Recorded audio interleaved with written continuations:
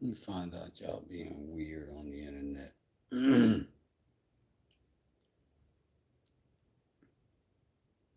Anyway, I do not know what happened at all. Weirdness. I guess we push forward despite it.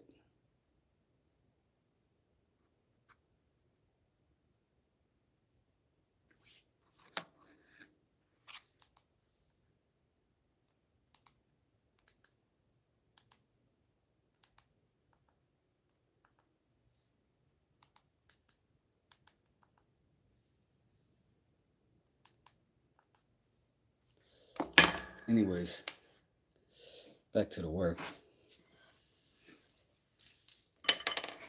I don't know what else happened or from where.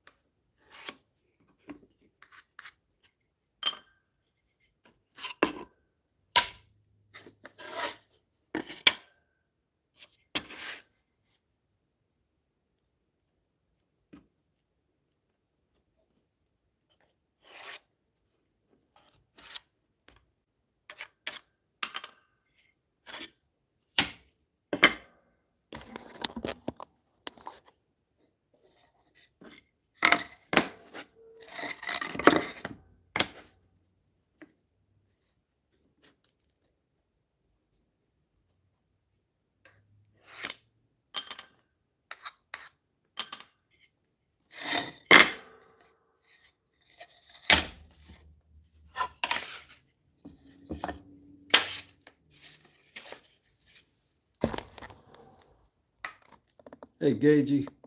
What's going on, Rob? Hey, Robert. Hey, my honey is handmade. Dun-dun-dun-dun. Dun-dun-dun-dun. Doing a full workout today, fellas.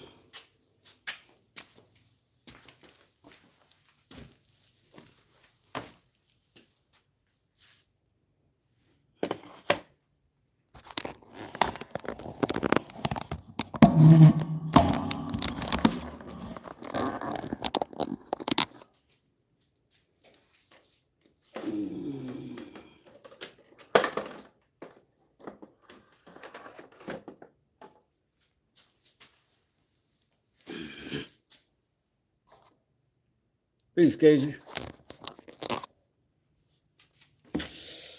All right.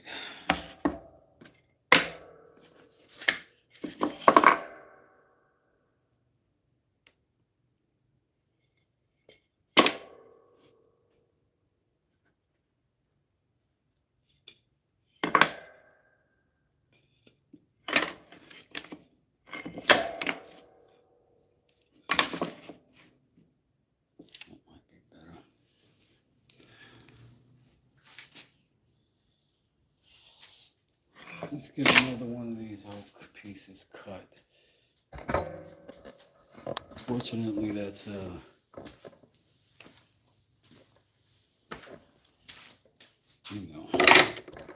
pre-cut sizes from what? From the Depot of Homes.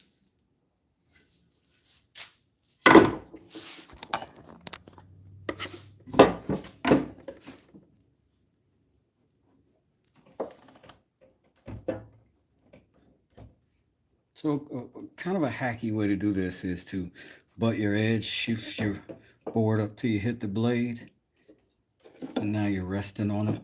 That's your cut. It's tight.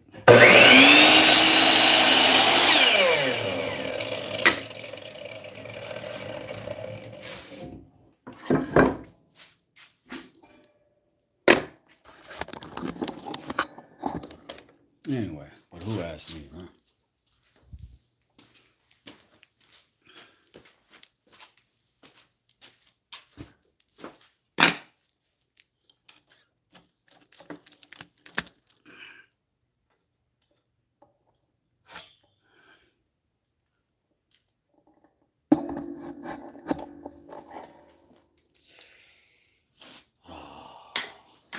Stuff in the way.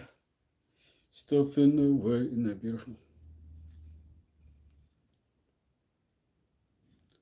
This is what I like about it.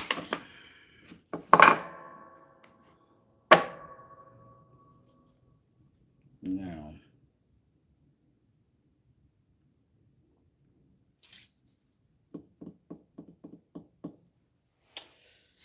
dimension-wise, we've got some options.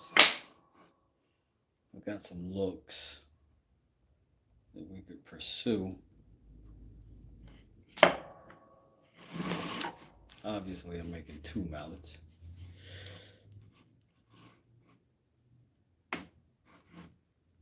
And I think that's about what I'd like to see.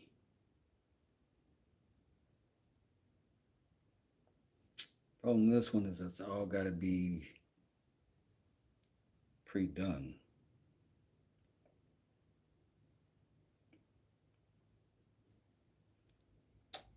Then we'll clamp down one side and let it sit. Let's get it started though. I will warn you though, if you're excited about this exterior purple here, it's probably going to sand right off. We can guess that by how it happened on the cut ends.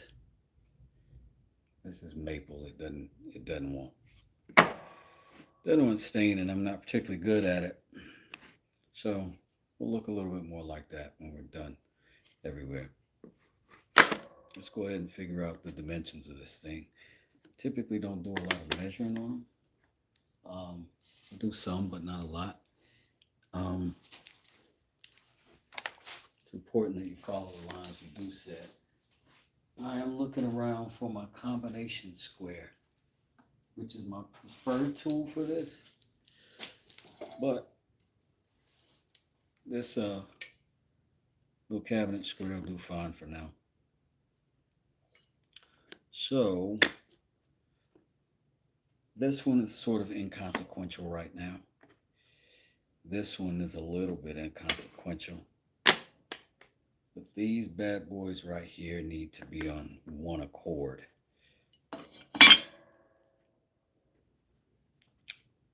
Because these Definitely what's going to keep us from having problems later. But if there are problems, this is where we're going to have them. So we want to make sure that we laminate these three together fully. And I think it might be the best idea to do that first. Let's do that first, like right now. And then we'll be able to cut them and put them in place where they need to go. Now let me do this. Let's go over to the chop saw. See how much incorporation we can do. We can get some of these exactly the same length. We can chop them down. That'll save us a little bit of time.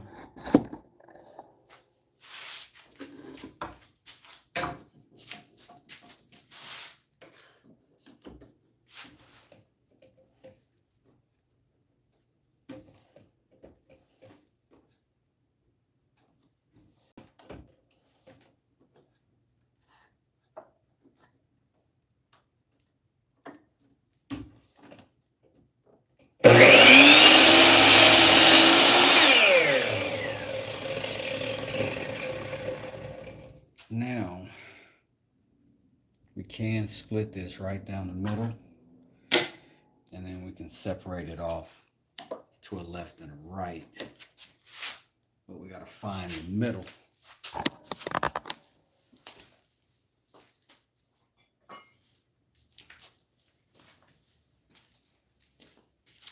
do not have a tape present. I'm gonna do it old school. Send a little lightweight X to the center. I'm going corner to corner. And then I'm going to cut to the center of that X.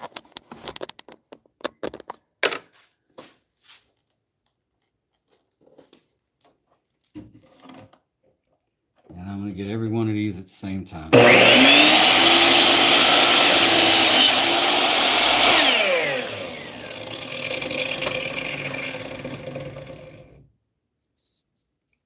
Now,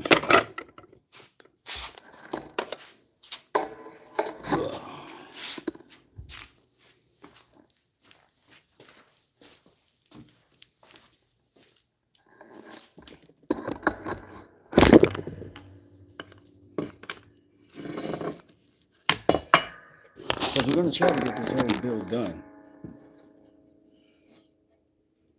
Tim, I don't know what happened, brother. They got on us. I don't know why. I don't know what the thing problem was. But it hurt my feelings. Hurt my feelings ever so much. All right, so here's what I'm going to do here.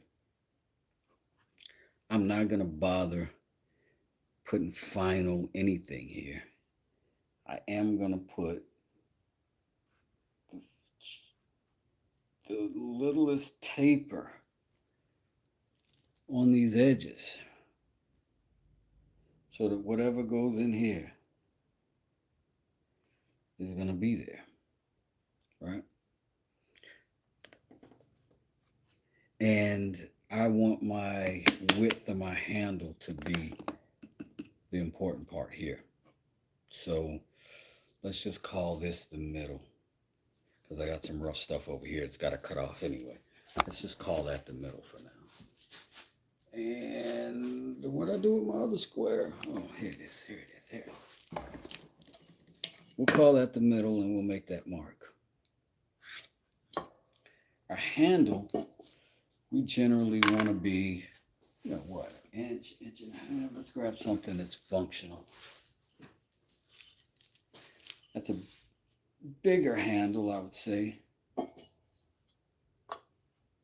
So that's 1.5 inches wide. I think that's the max width I want for this. So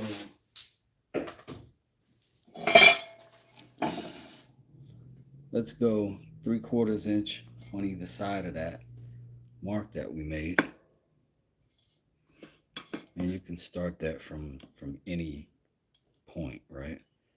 So what do we say, 3/4 of an inch each side? Boom, there. and then go 3/4 inch over right there. Boom. That's our max. Now down here at the bottom, I'm going to do that a little different. I'm going to short that 3/4 inch by 1/8 inch.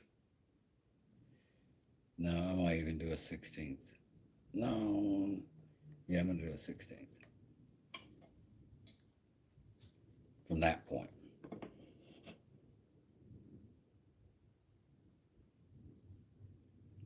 Bring it in.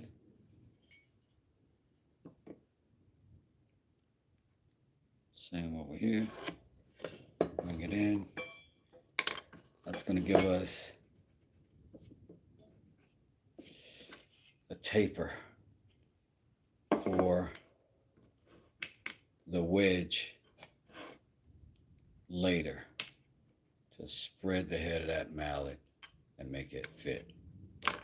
Meanwhile, these things are what's going to hold the head of that. So we're going to pop them in. So we can make this 4-sided glue up right now all together. We can do that. And then we can pop that on top once we get this all done. And then we can tighten it up, move on to the next head. And we can work out the dimensions of the handle after the fact. But we're going to just stack these as they sit. And we're going to have to do this relatively quickly, and then we're going to have to clamp it down. Once we have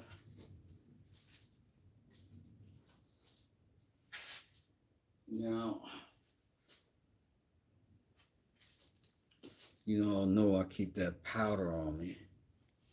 So that's what's going to help our glue from sliding around while we clamp this thing down. I'm going to use a couple of little clamps we got handy. That ought to be able to handle it. And more if we need them. I prefer the Titebond 2. It's my glue of choice. If you prefer something else, I don't judge you. You just don't know what you're doing and you're stupid. Nobody likes you. That's all. Just kidding. I can't find my smaller bottle though. It's probably under my feet somewhere.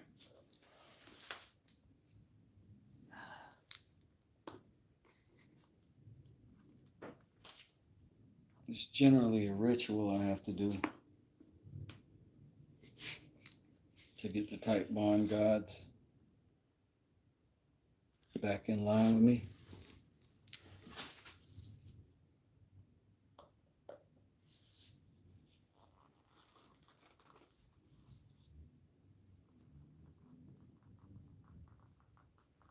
Ah, come on, man.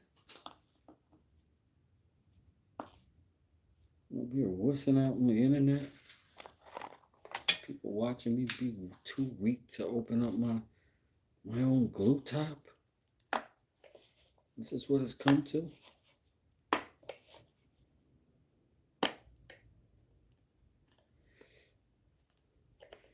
Maybe that's how I know it's a good glue.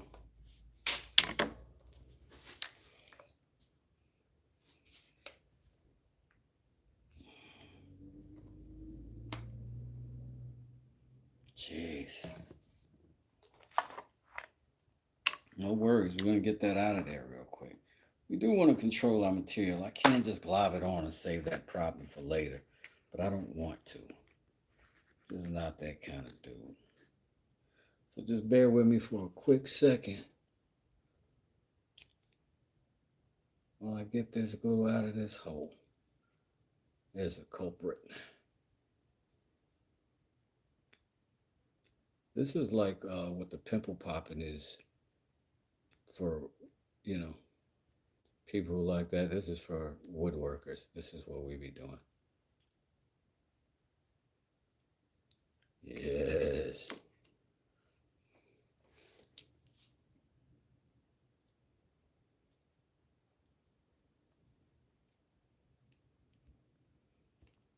Just kidding.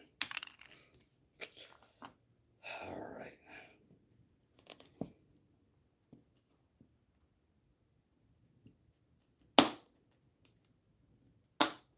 All right.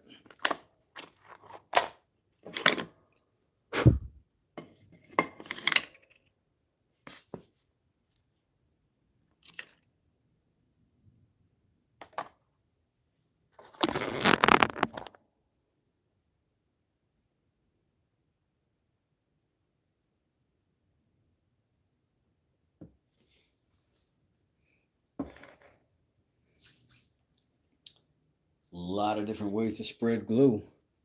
A lot of different ways to hold stuff down. You do your thing. All right. And I want you to be okay with whatever your thing is.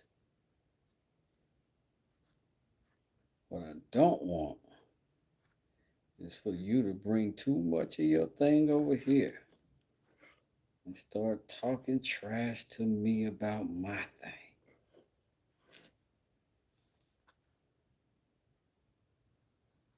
But if you think your thing can help my thing, bring it on, Jack. Drop those jewels in the chat. But mind your tone. You know what I'm saying? Mind your tone. We're going to use this colored powder just so that we can be for sure that we got not too much on there, right?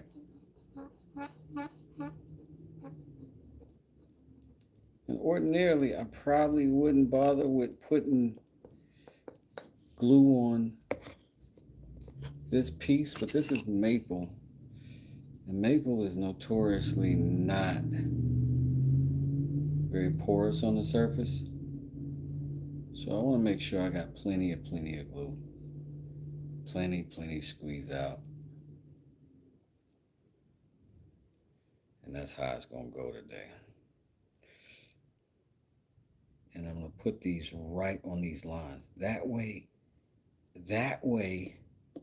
I'm crispy going in. See what I'm saying?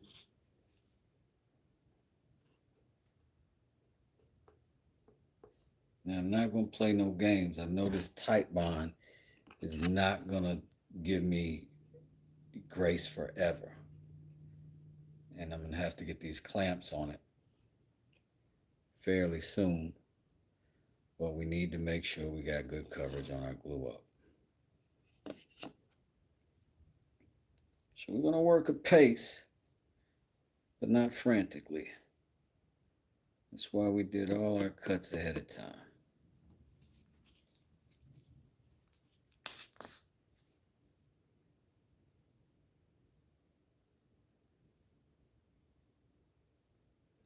Now, as far as the width or the thickness of the handle, that's going to be determined by these center pieces that we're putting in here now. However thick that is, we won't have to carve out the mortise. We're just creating the mortise by having cut the pieces prior.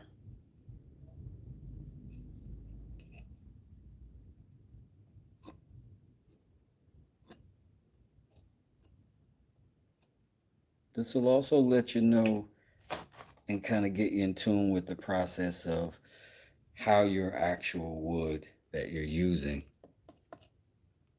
is working. Like you can see the cupping that I've got going here. These are important things to be aware of so that you know specifically where you want your clamping pressure to be the most effective and the most concentrated. So you can press in those bowed areas, etc., etc.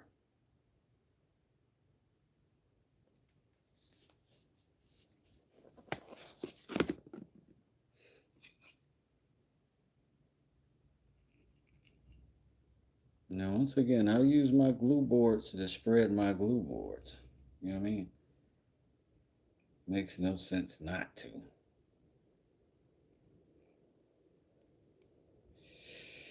And it's quite effective, as you can see.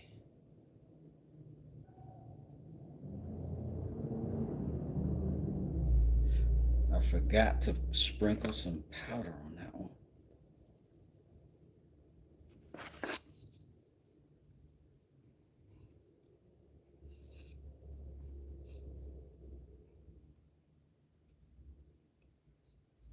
I am going to go back and do it though.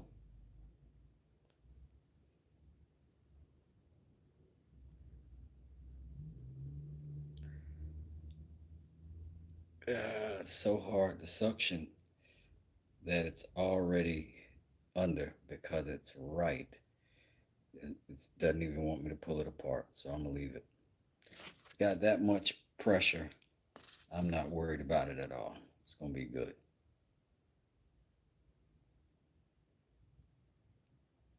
And now this stuff dries good enough to work fairly quickly, maybe a half hour or so, which in the world of building something is not a lot of time. Plenty you can do inside of that time. For us, we're going to be working on the other mallet, or we're going to be working on the handle. It'll give us the time that we need for this to set up.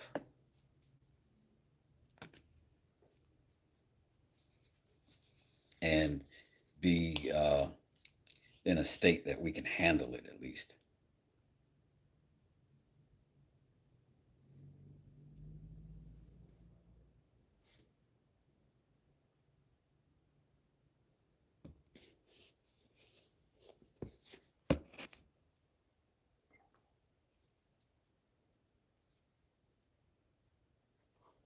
There's always some little scrap wood around here. I don't bother dedicating something specifically to this task. And there are people who are much more organized than me that probably do. Power to them. Ugh, get off of there. I forgot to do the 40 water. Don't look like much, but that little bit of cinnamon will keep us from sliding around while we're doing the glue up. Like, that's the most annoying part of any glue up. I think anybody will tell you that. Is if your pieces start prematurely sliding around. And what is intended to hold things in place becomes the opposite. An incredible lubricant.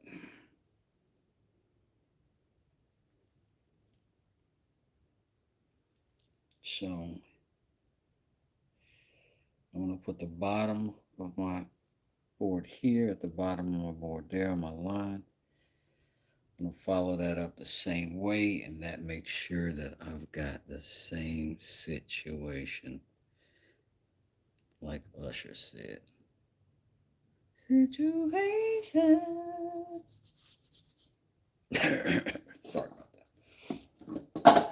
I am going to also try to line up the bottoms, but not as important as this middle of these three lining up. That needs to be a wall, a solid channel there. And because it needs to be that, I'm not going to close it up with that board just yet. Also, a wooden table, you can wipe your boogers on it. Not your actual boogers, but your glue boogers on your fingers.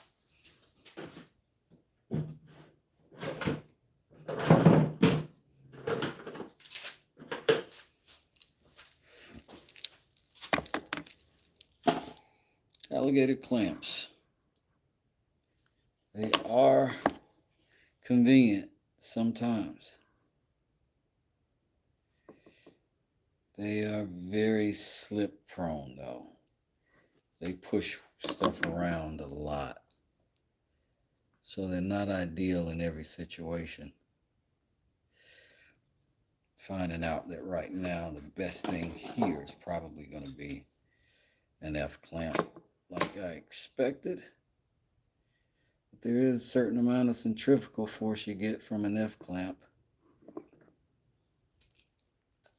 if you're twisting on the top of the freaking wood like a lunatic. Let's drop that in. And you know, you could also just add weight. But me, I'm a clamp guy.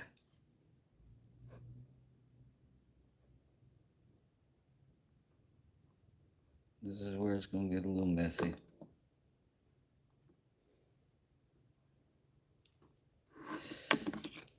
We're going to suffer through it.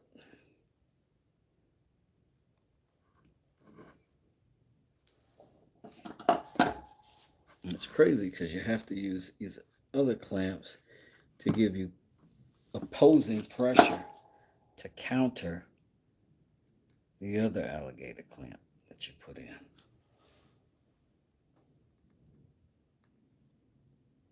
And yeah, you're going to have to put this much glue to have this much confidence in the holding.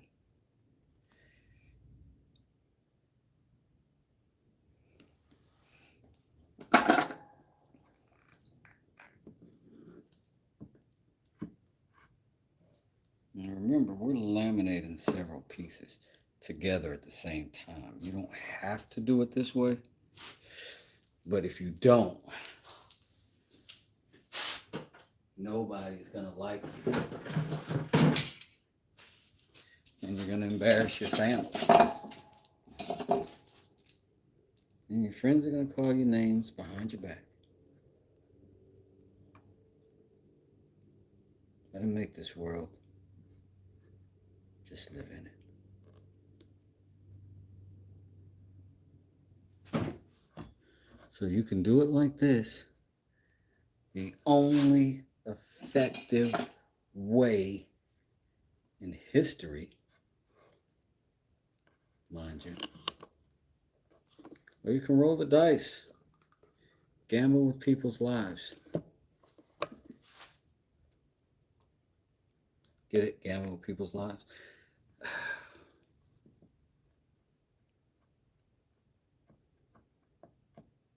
It's crazy, like you clamp and then you see how much the clamp is going to pull you out of whack and then you adjust back to that. It's so fun. Oh my God, it's so fun.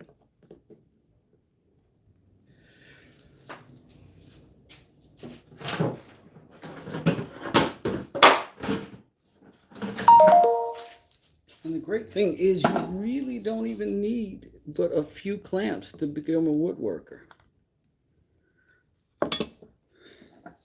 Like, what do I have here? Like 13, 17 clamps. All I need. That's all I needed. 17 good clamps to build a mallet. A single freaking mallet. Because you don't want a married mallet, you know what I'm saying? If you get a mallet, you want one that's it's not heavily committed. Kind of an is what it is mallet. All right, now we're going to do a quick cleanup because I'm going to freak out.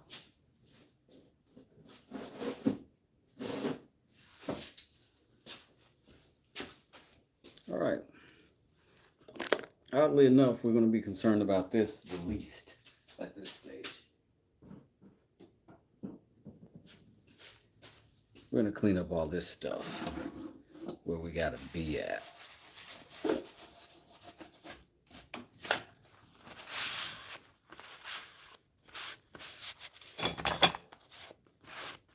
And I'll just spread glue on my desktop surface.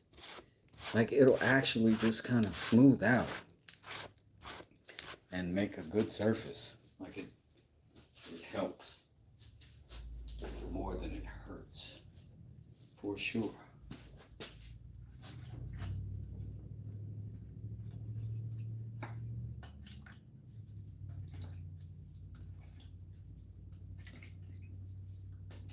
Washing my hands real quick.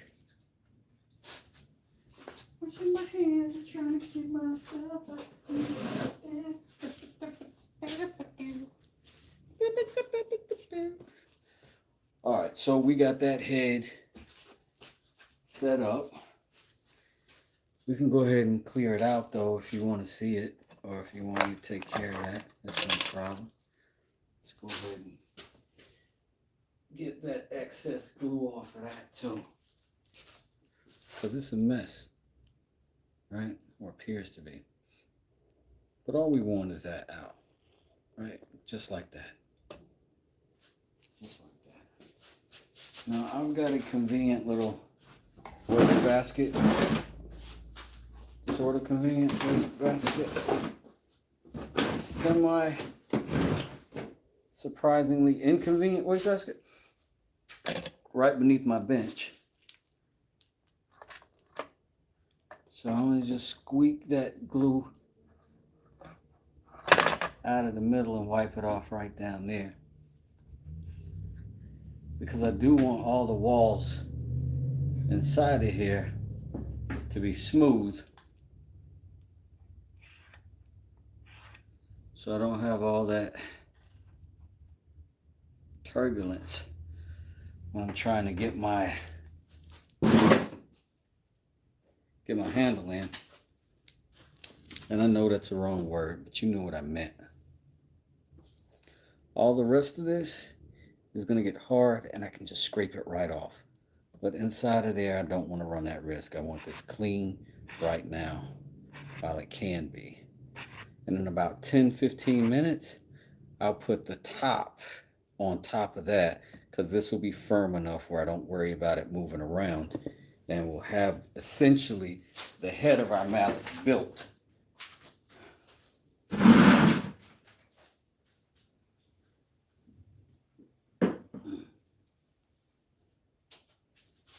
Let's get these put there, out of the way. Hey, Joseph. I'm sorry, Jose. I said that all wrong.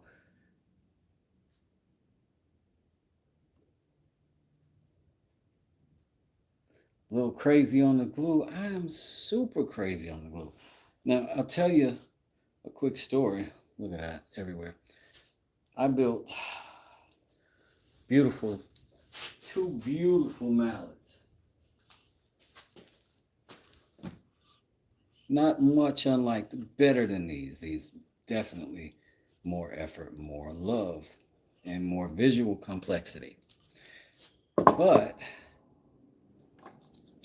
I built them and used epoxy to glue the parts together. And both of those mallets in heavy use blew apart. I don't even want to say heavy use, immediately blew apart. So now I've done a couple of personal tests to see what's a good bond. And this Type Bond 2 is incredible. Wood to wood.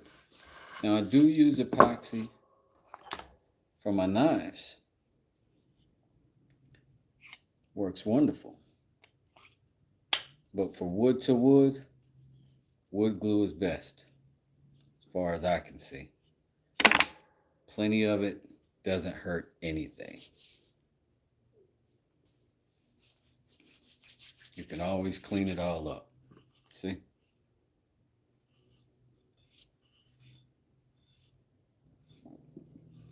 Nice and neat, but strong. So a little crazy on the glue, because it's not necessary.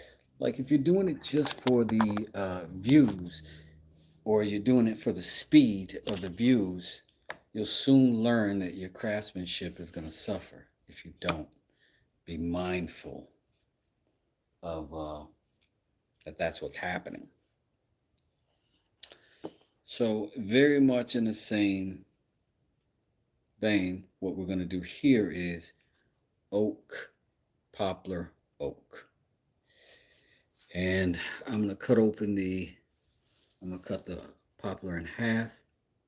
I'm going to set this here because there's glue drying on my desk. I'm going to cut the poplar right in half down the middle.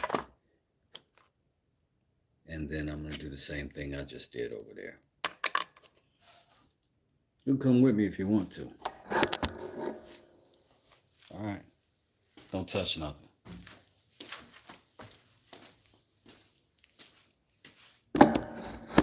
Okay, you can touch some stuff. All right. That's around about halfway.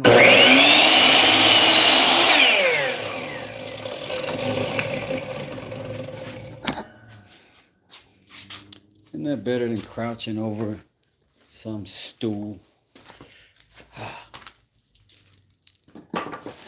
They're going to be mad at me for that too, aren't they?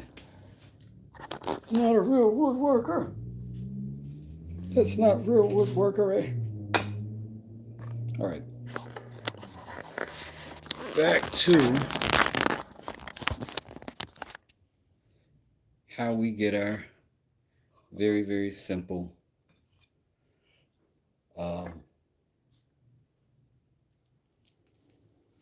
center of our board. Let me just use this. Nah, this file is not quite long enough. We'll use this other board. Corner to corner. Hold it. Light pencil mark. Corner to corner.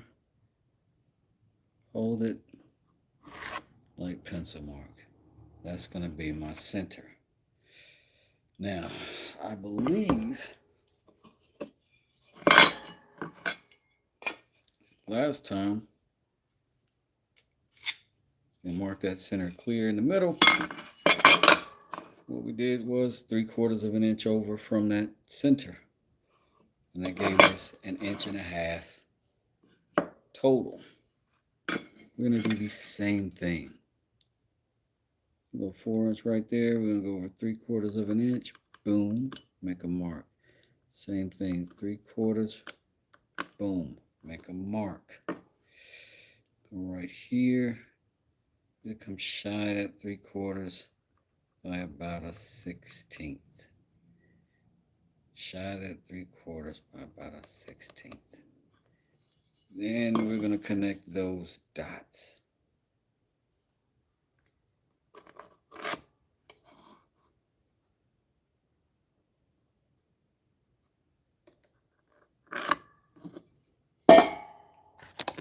That's going to give us that. Now, this one looks a little wider at the bottom than this one. So I'm going to make a slight adjustment. Slight adjustment.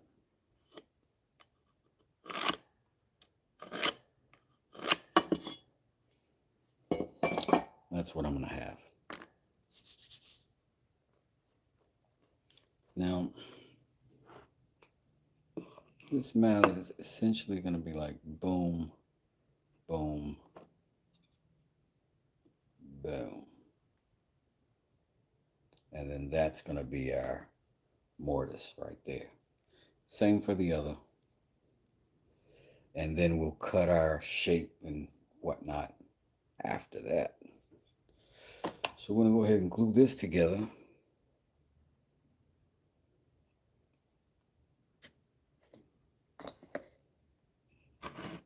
And then by the time we get all this glued up, that one over there might be stiff enough for us to put the other piece on it.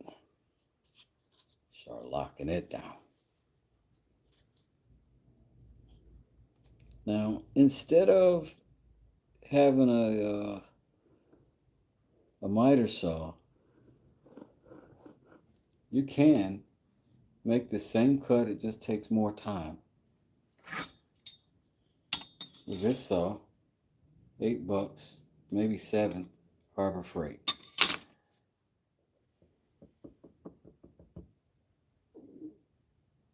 Now, I just happen to be a contractor and I happen to already have those tools.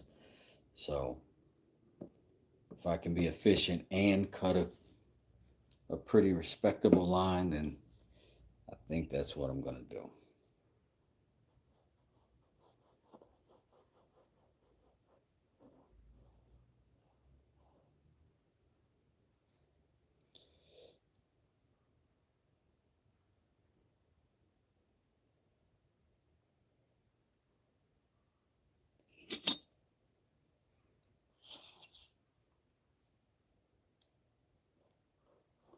this is essentially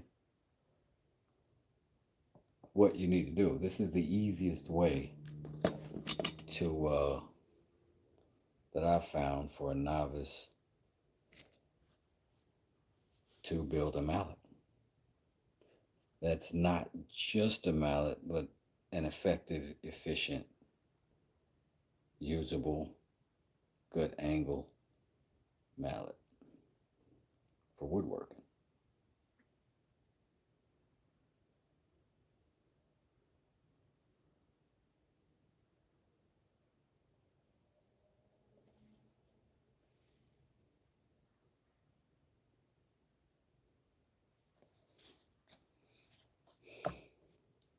I wouldn't jive you, baby.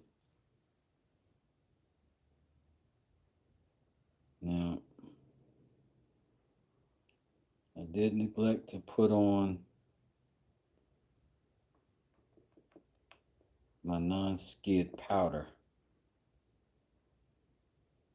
So that's my fault.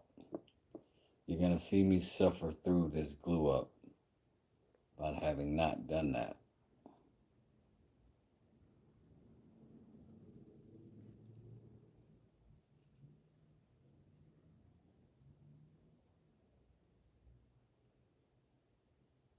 See how much that shifted without me doing much at all.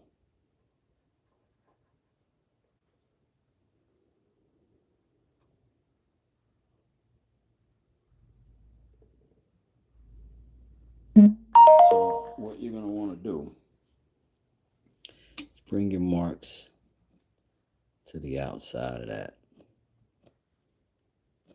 Because once you clamp down, because you can clamp it down, because this time we're going to put the top on right now because it's not as many pieces. But here we are. We're just going to go right on top. And line it up as best we can with our eyeballies. But more importantly, we're going to make sure that these line up. Because they're going to come apart for sure. And you're going to have to check it on the top and the bottom. Because we did not put anything in there to keep them from slipping around.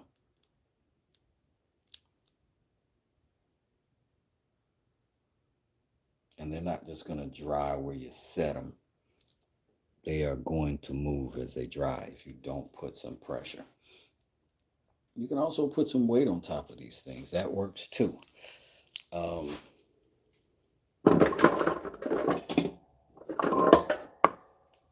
Right now, I'm going to try to see if I can catch this sort of in the middle.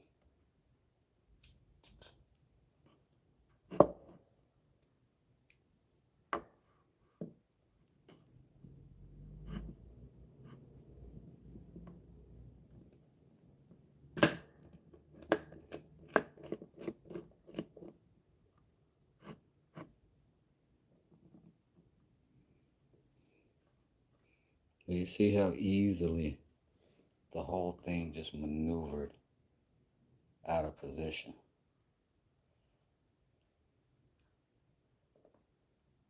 A little more tight. And that's going to create some squeeze out. But we need squeeze out, don't we? A little more tight. That one moved a bunch. What moves it out of place also allows it to go back.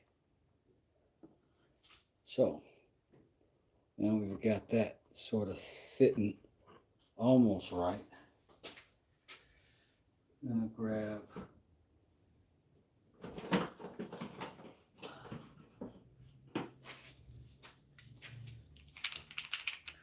few more alligators.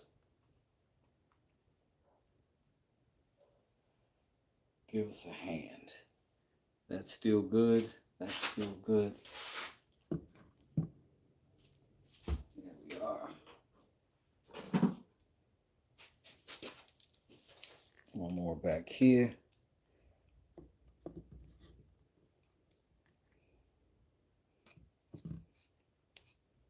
stayed solid.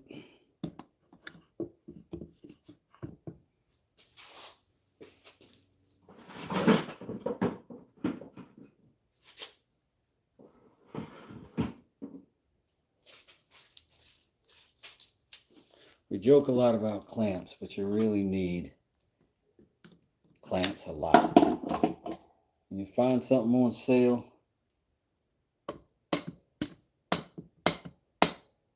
if it's a clamp, you buy it.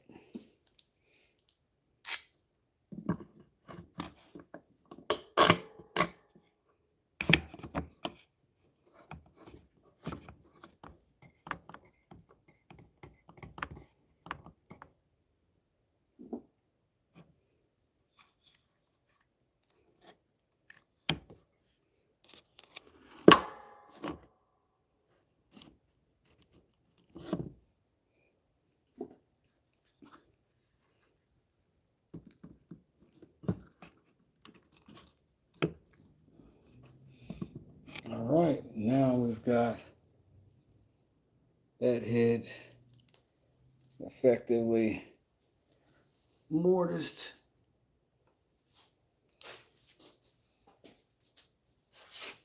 Find a place for it.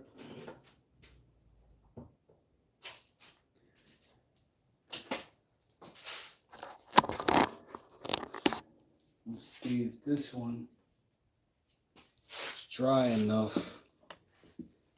Not dry, but dry enough not to slide everywhere.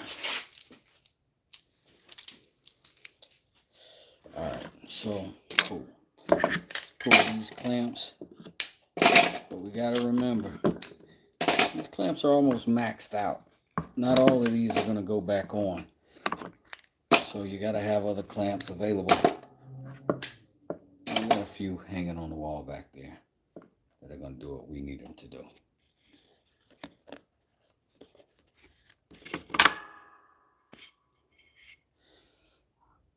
Some people like very smooth, clean things. Some people like a little bit of chaos. I like a little bit of chaos, so I'm using the piece with the knot hole in it.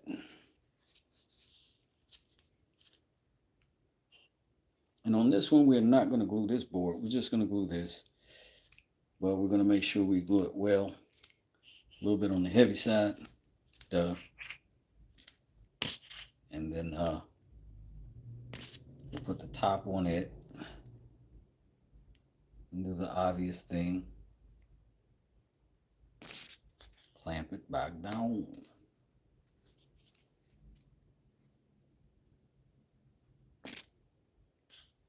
Man, I gotta refill this thing soon. Like, maybe now. This is pathetic. It's embarrassing. I could use all that glue that I just scraped off the. I could scrape off the side here.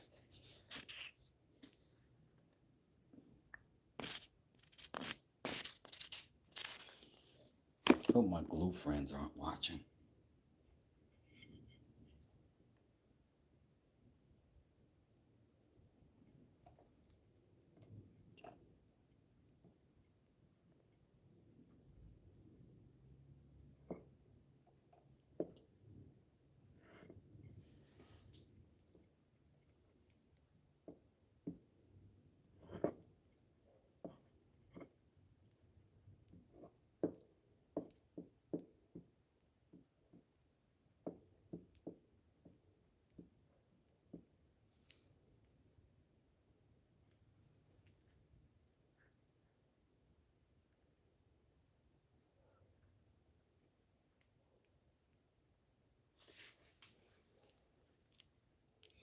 Let me just line it up the best we can. None of these are final dimensions, none of them.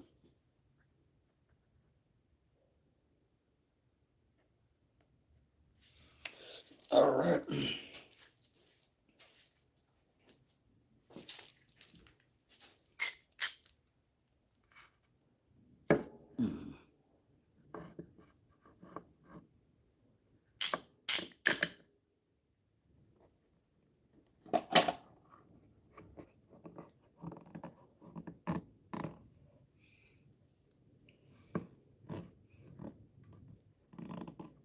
right? So that's good.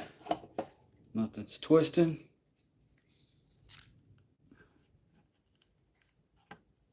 Put our alligator clamps on.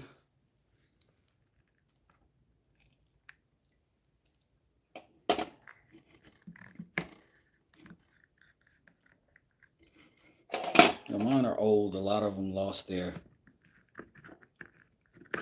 protective foam padding thing, but this will be all right. I'm going to sand that whole edge, but that's something to think about, be mindful of if you're working on it, you know.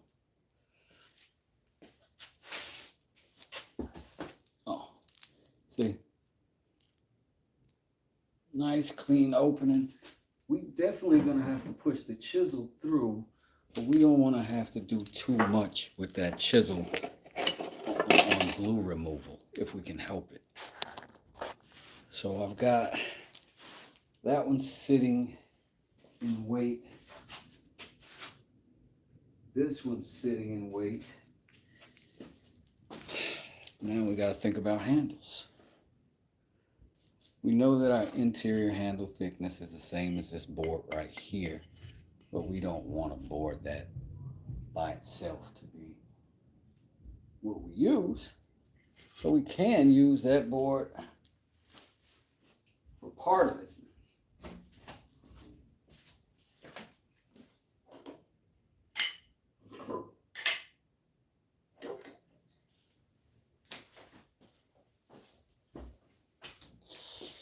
So I'm thinking about, what if I use an oak, a solid oak handle,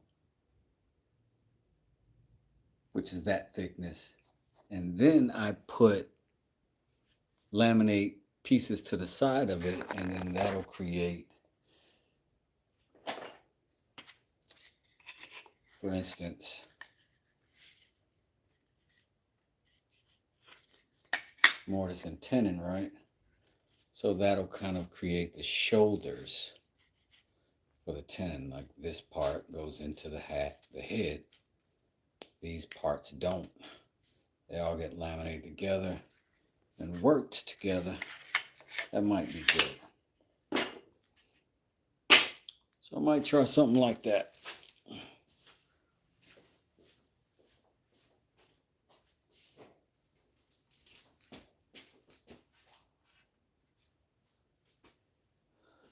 But first we're going to start with this interesting piece of oak that I found. Some people wouldn't like that. I think it's incredible. So this is the handle I'm going to use. This is what I'm going to use for the handle. Oak is strong. It'll fit in that tenon.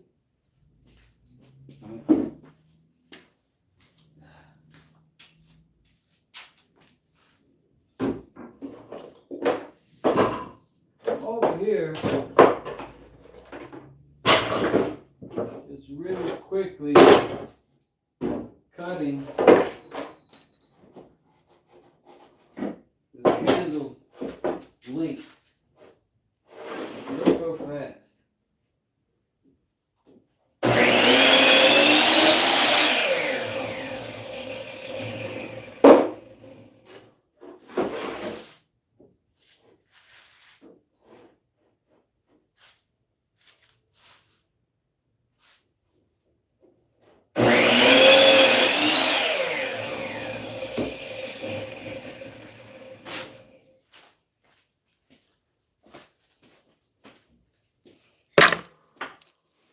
That's our handle.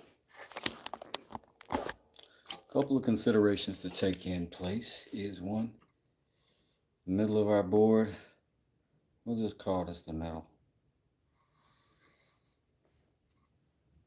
And all we need to concern ourselves with in terms of that is just, anyway, so we can come over our 3/4 of an inch that we talked about before, right? I probably should make that a better line. I don't want you to think I'm doing trash work. It's my bad. That's better, right? we went over 3/4 of an inch so that we can have 1.5 inch tenon.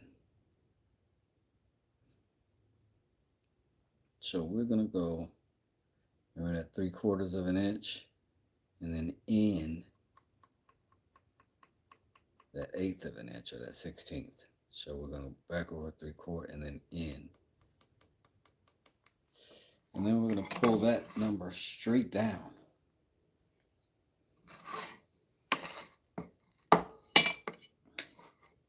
And in this case, we are not going to taper it.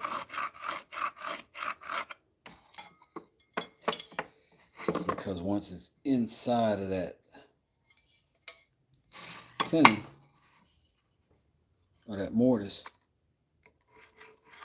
then it's going to open up into that wedge shape that we're after, right along here. Now we need, for this height, that's going to be the size of the mallet head. We got a piece of stock that's that same thickness. We give ourselves about 3/4 of an inch above that. Make a little mark down here at the bottom. That way we'll have some room to play up top. We'll come straight across that. I got glue all over this thing. That's all right. We'll get the glue off later. So we know we want this gone, this gone. We will split that in half and we will put a,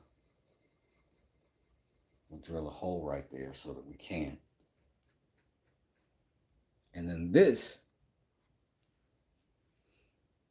where it gets a little bit of complications, we want this to be a little bit wider up here. Just a little bit. And then it can taper right back into that same depth if we wanted to. But we definitely want some taper initially. So let's go ahead and get a quick measurement on that.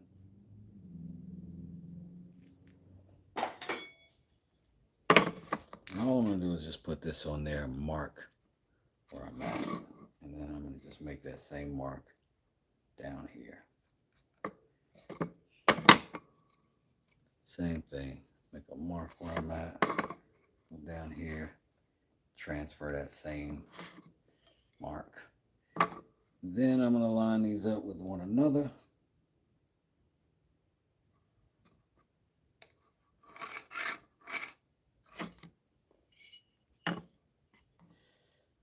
And I end up with a straight line, aka a straight handle.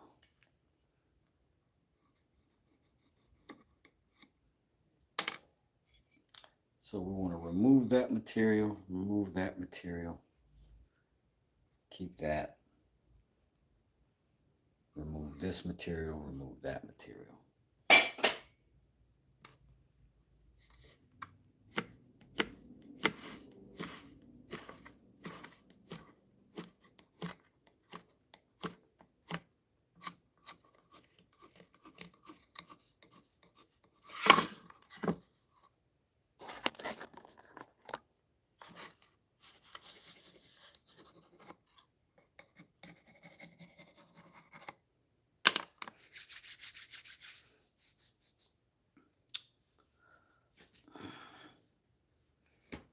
Lots of ways to skin this cat. I think what we're going to do is start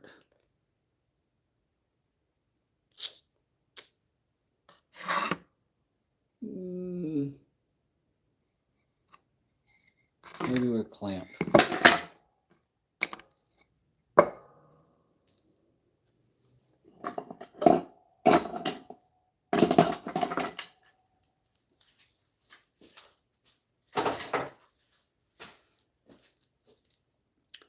I'm going to take a short second. I know a lot of y'all are going to want to skate, but it is what it is. I'm going to run and go grab me a drink of water, but I'll be right back. I'll be right back. So hang tight, grab a drink of water.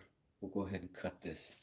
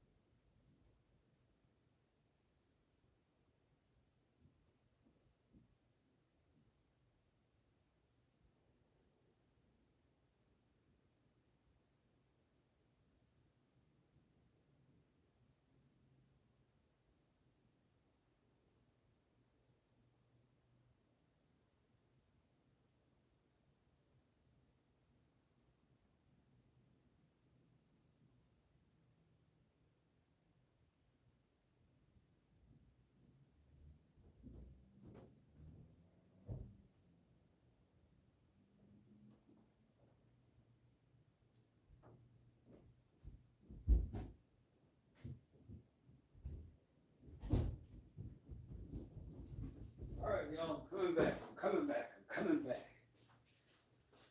Coming back. Thank y'all so much for your infinite patience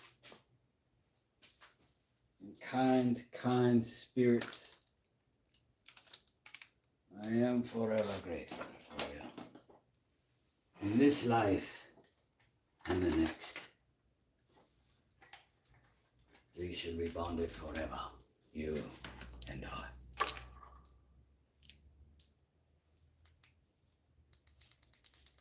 Forever! All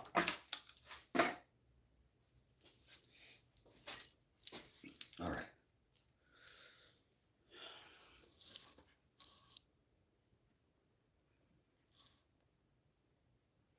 Patience. All my kids like Pokemon and talk about it. Right on.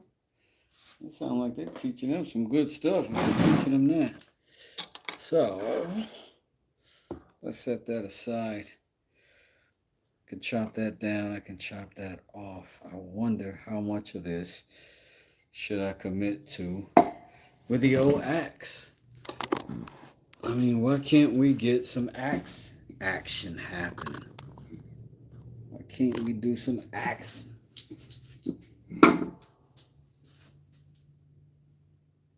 Somebody's gonna chime in and say, wow, that's a hatchet. I'm gonna say, it's a cutter of wood. All right, so we're gonna get junk out from underneath our feet, you know. Be that kind of guy.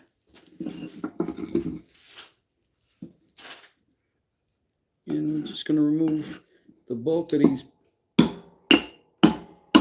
kinds of parts.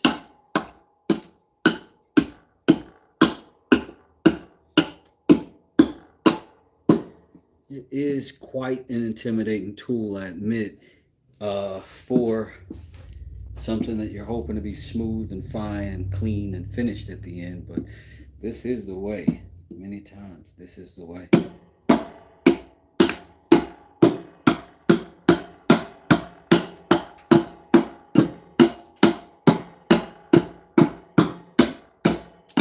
It does not hurt to have a chop-proof workbench.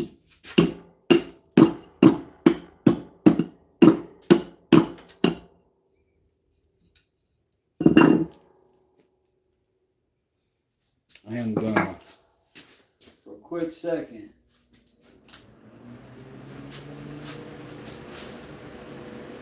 have to turn on my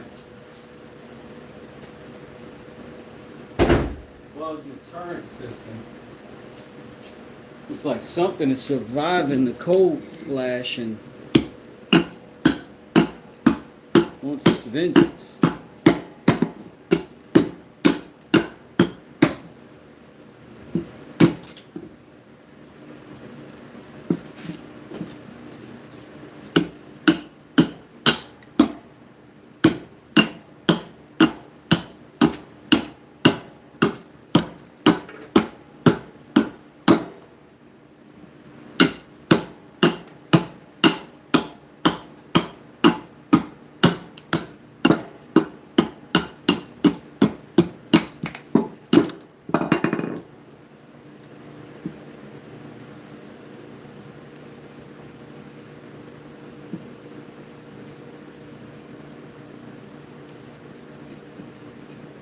So we're getting down to it pretty quick, huh?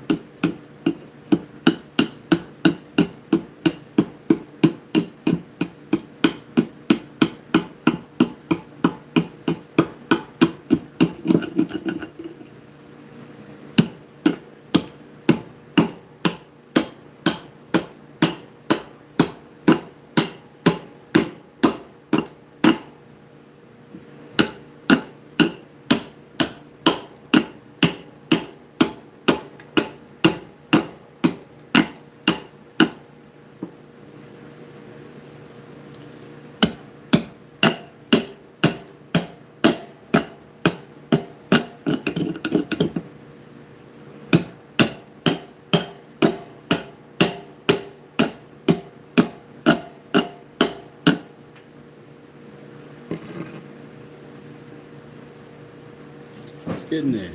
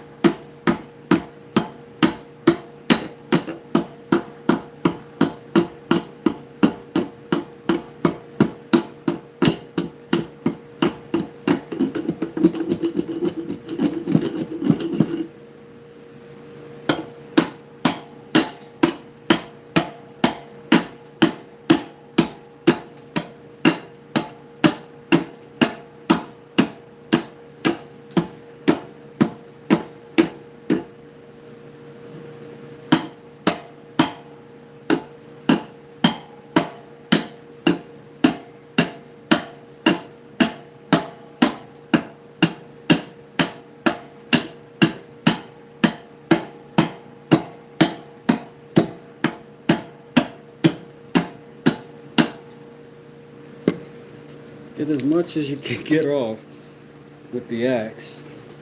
I would imagine it's sort of the name of the game here.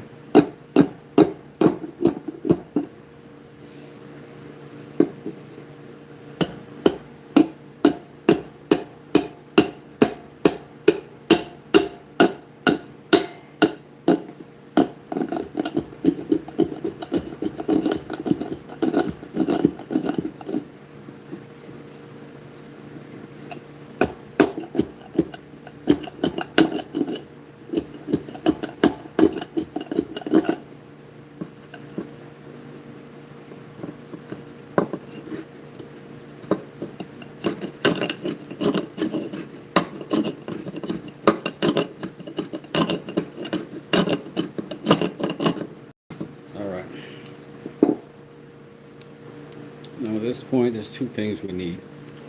One is going to be a draw knife. That'll help. I am going to use my spoke shaves because that's what I've got.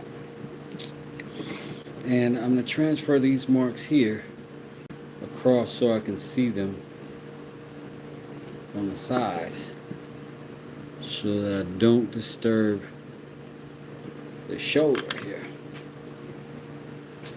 I might, in fact, just go ahead and cut that shoulder now.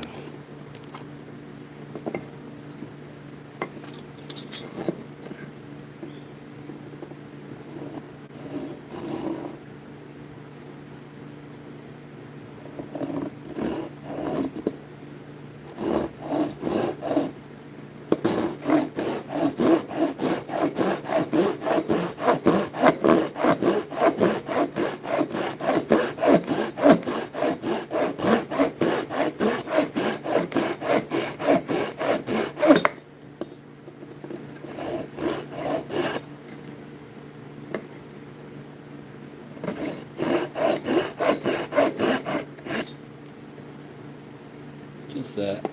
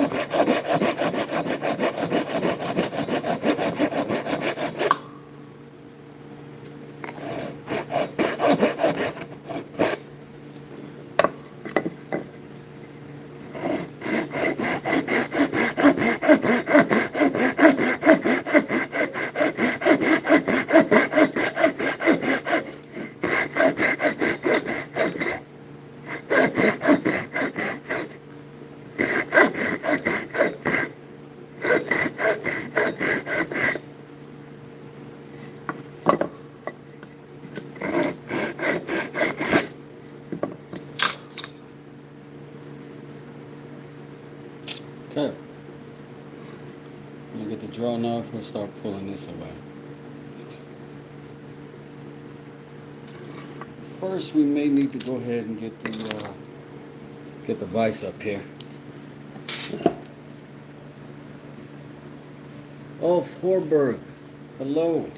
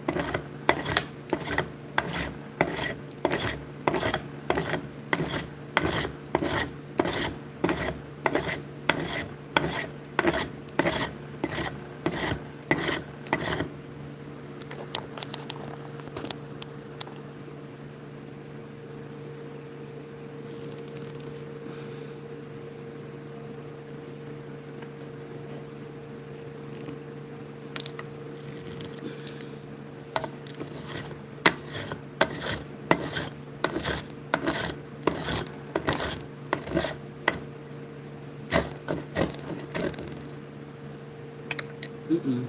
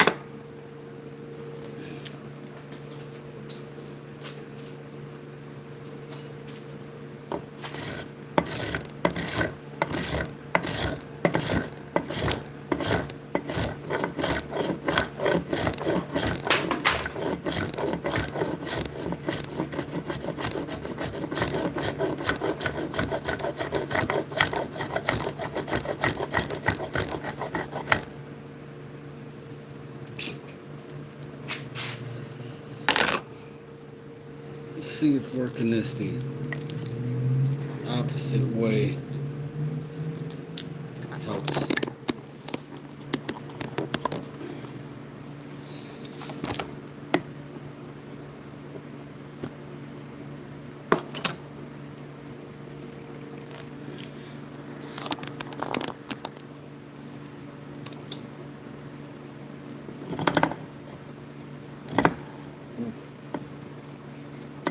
Don't like that.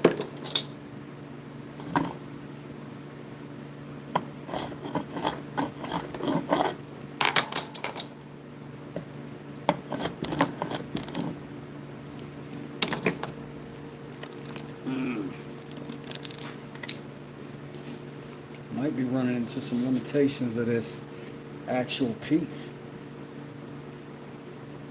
of the tool.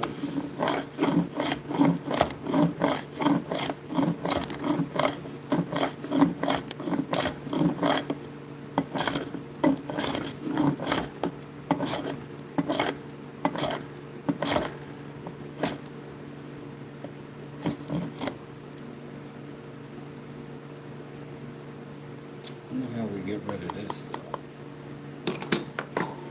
Let's go ahead and see if we can get rid of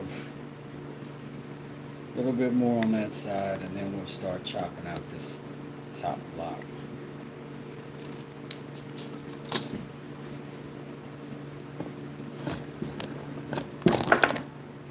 Sheesh. I need a better vise.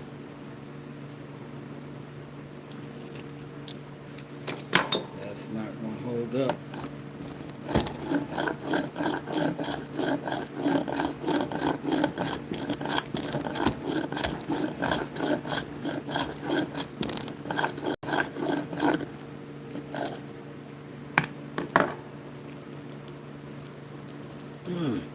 Like you gotta crank it down to keep it from moving, and it don't want to move at all.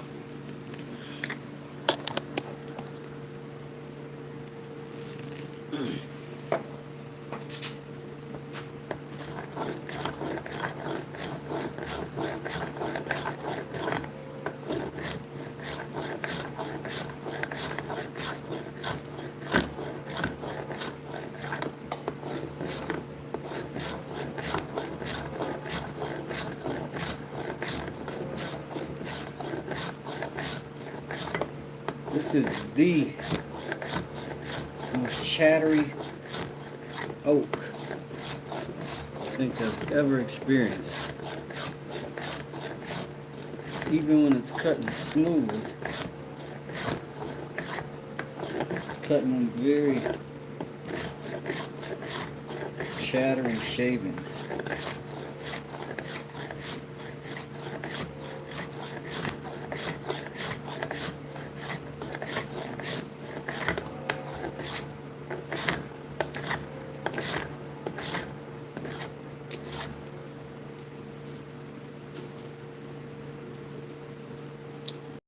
Very weird.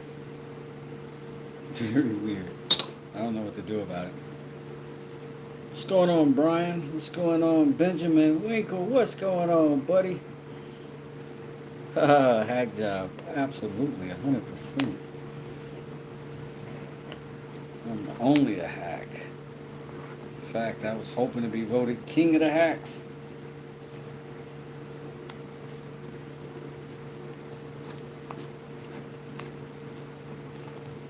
Something's flying around trying to bite me. It's driving me crazy. Whatever it is, it's too small for me to notice until it's attacking me. I'll take one quick second to see if I can maybe light an incense or maybe scare it off with the smoke.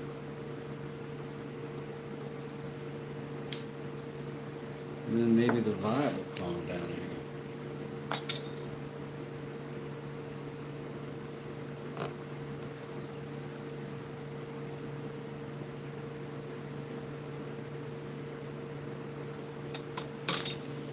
And I should, I guess, since I'm trying to do this in one shot and I'm trying to actually teach you, I guess I should show you that you should transfer these lines over to the other side.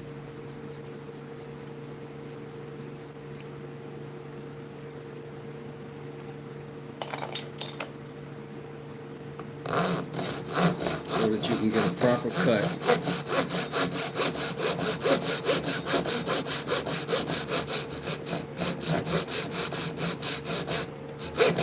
Right across.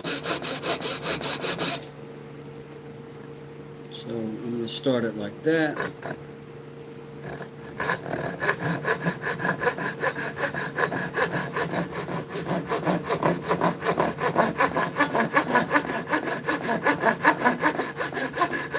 And the same for that one.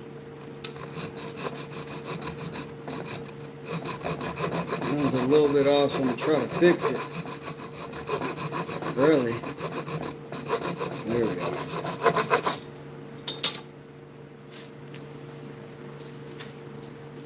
That ought to let me get to my big saw. Where's my big saw?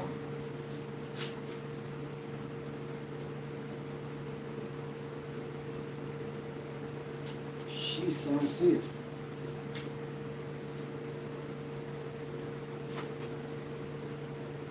So messy in here. Oof.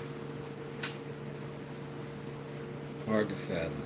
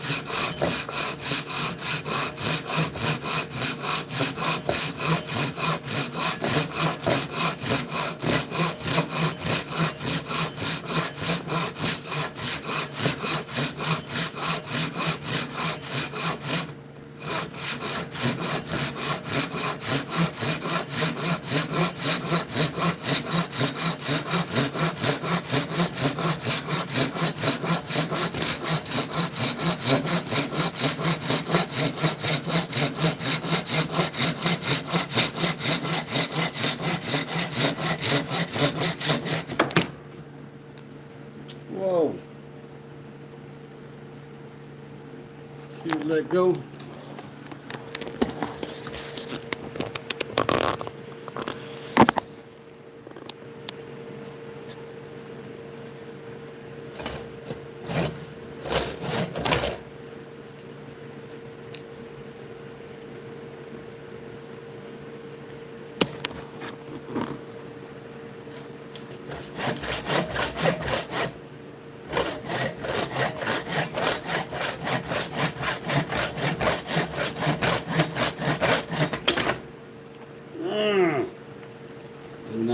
that, Sam, I am.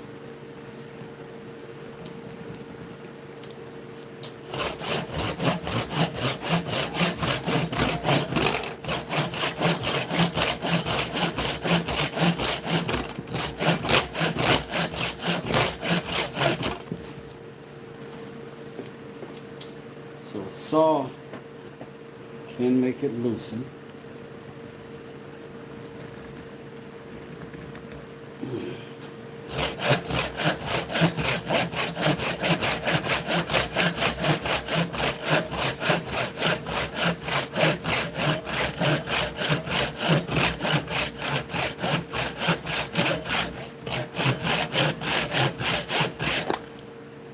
Yikes.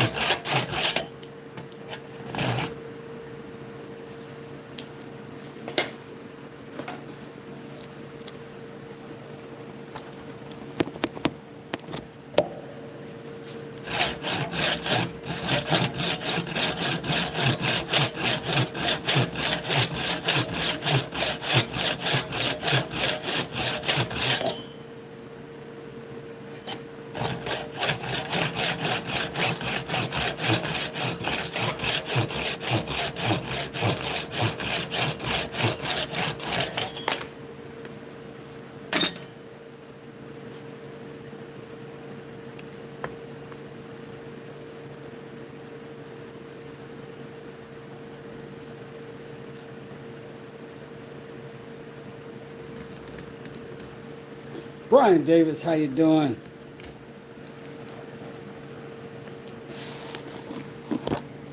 Anybody else who was trying to say, hey, hey.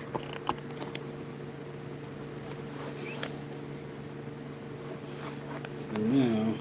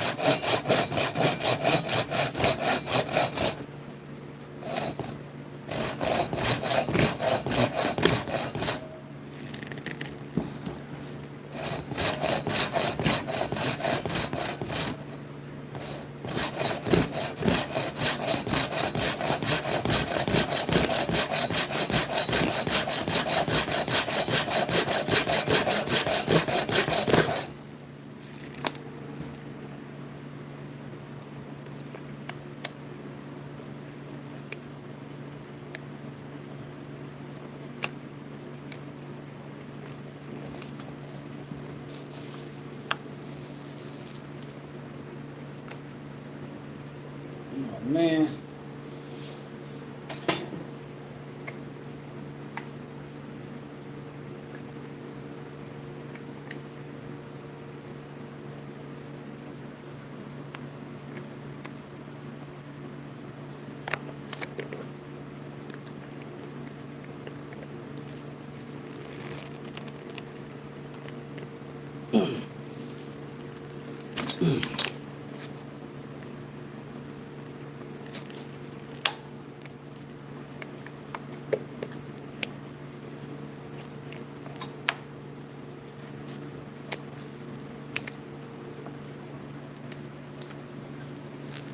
I don't know what's going on with this thing.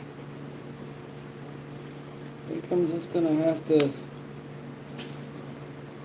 make a nut bolt washer situation out of it.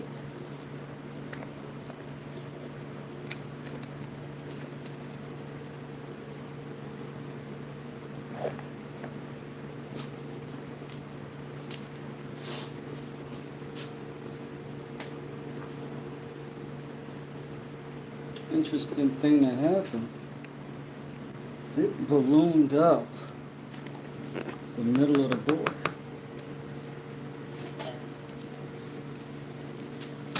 So anyways, we still got to cut this.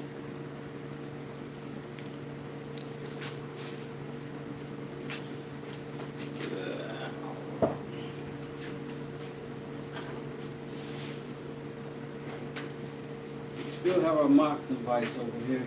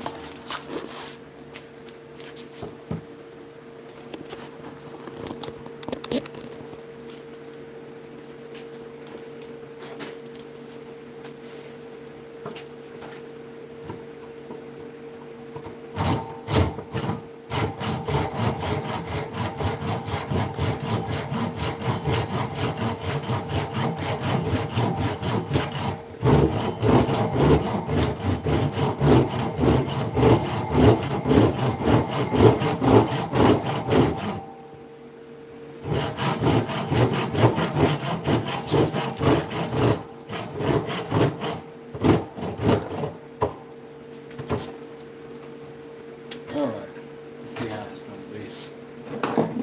America, America, this is you. Come on, Stanley, help me out.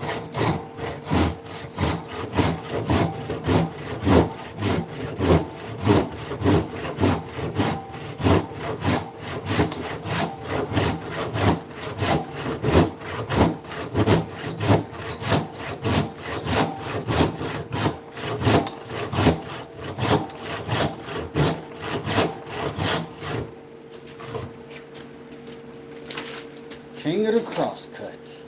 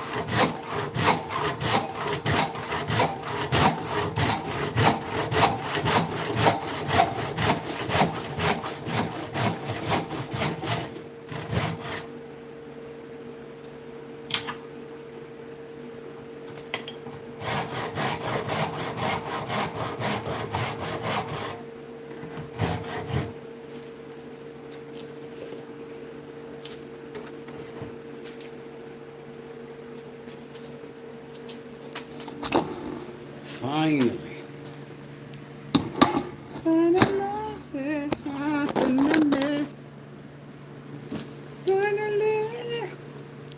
Alright, so with this that we've got left to get off of there, we can do that with a chisel.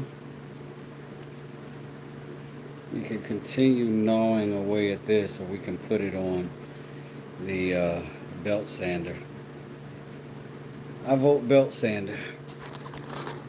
So let's do that.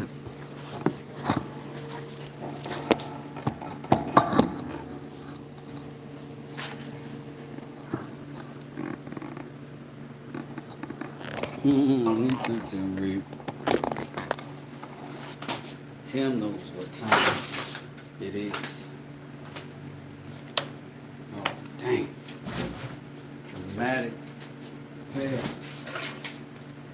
I gotta get this stuff out from under my feet so that I don't die in my shop. Come in.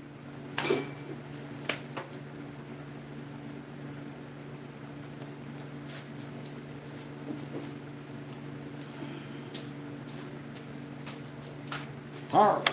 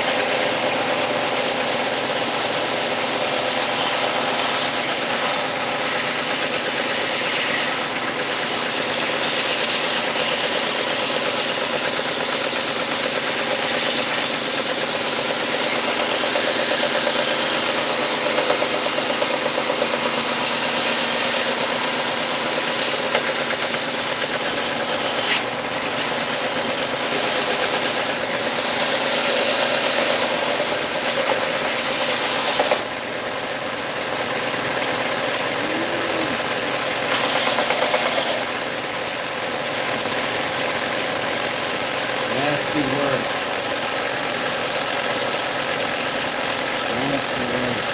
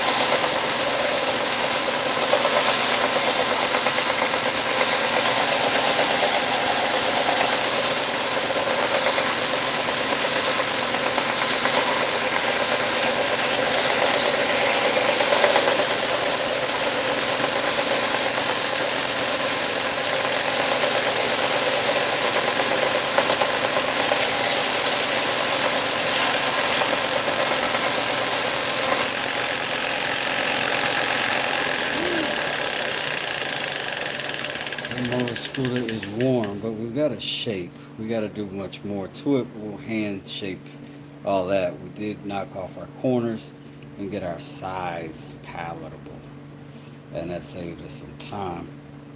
Let's send that over to the bench.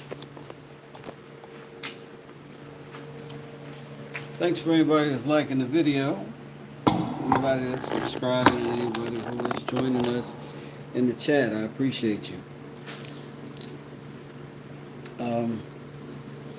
Here's this cool wavy cut texture in here that kind of reminds me of a blonde wood.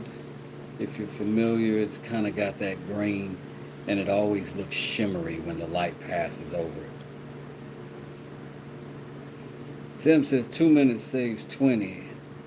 How's the mallet coming on? This is the mallet, buddy. That's the handle for it anyways. Why is one side larger than the other? Please, Wes. On these? Oh, because it's just not at its final shape. Like, see the side here?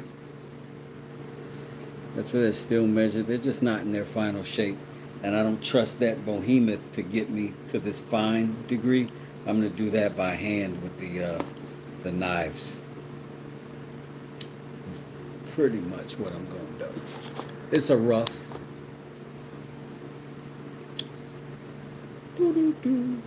What's going on, Roy? How you doing?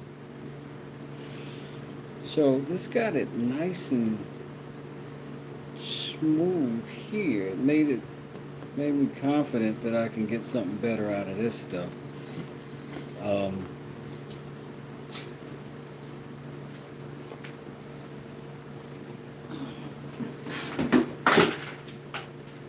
think I know what I'm going to use to do it too.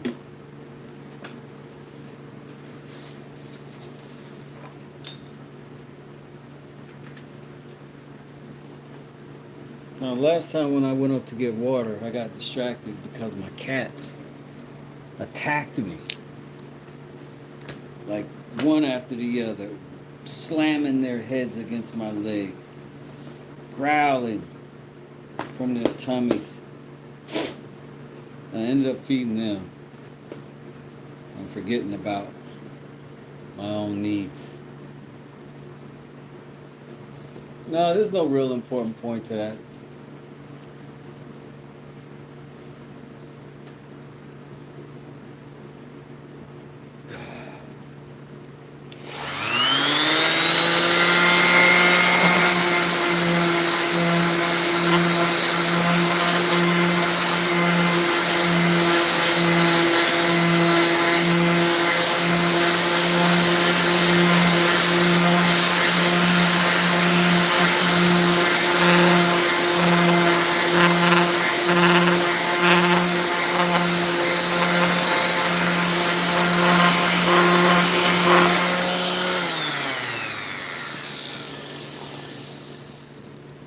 Thought this was woodworking. How's this guy got power tools?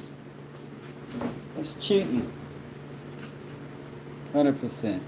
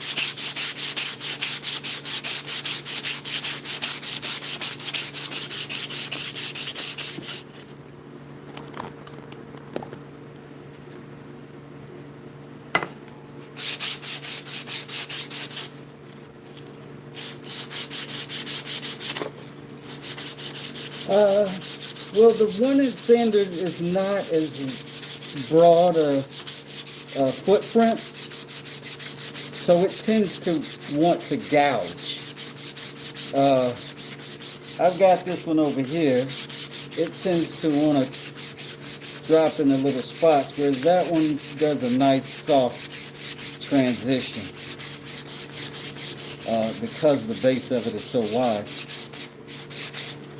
It actually does a really good job here.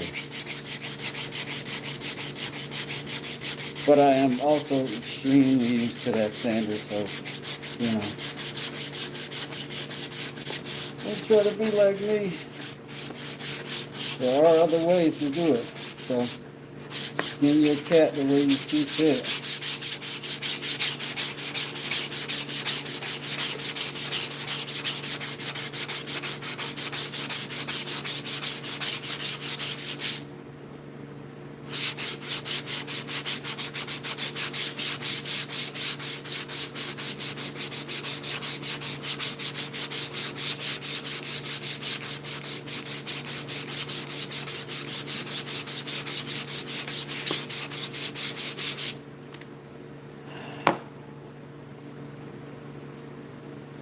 I like it.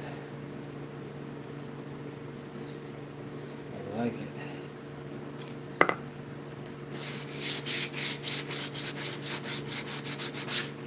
Have a little, I tell you.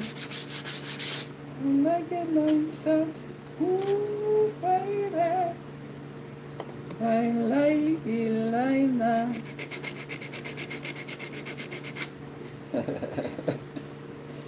I like it like that. Look at my stuff. I like it like that.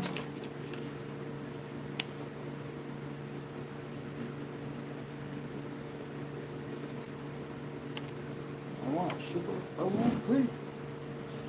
Alright, let's see.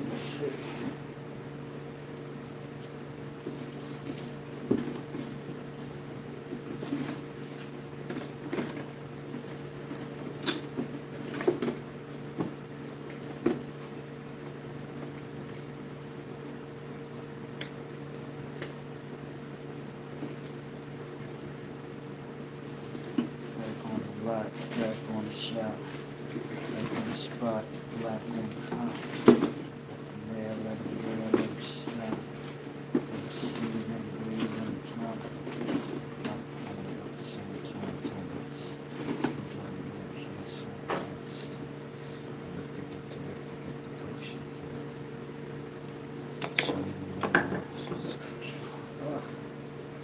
looking for a very particular thing. I think I'm gonna forget it, move on to a different option.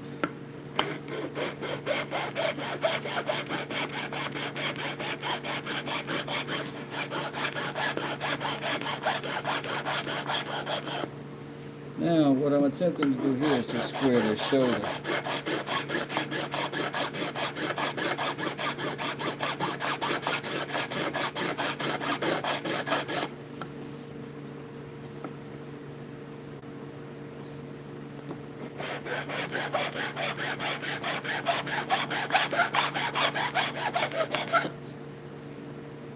Now, I will say, Rob, that I occasionally will offset a front and a back side of a mallet at a slight difference in the angle, but that's not what I was intending to do here. And sometimes I'll put a little bit of a angle or something like that in the mallet, just stylistically.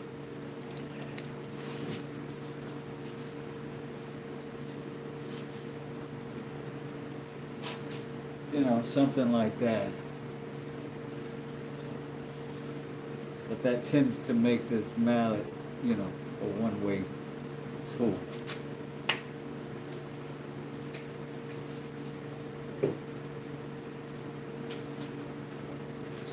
But usually I try to make them where you can go one way or the other.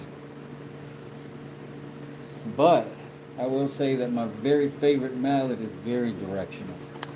The one that I probably use the most. Uh,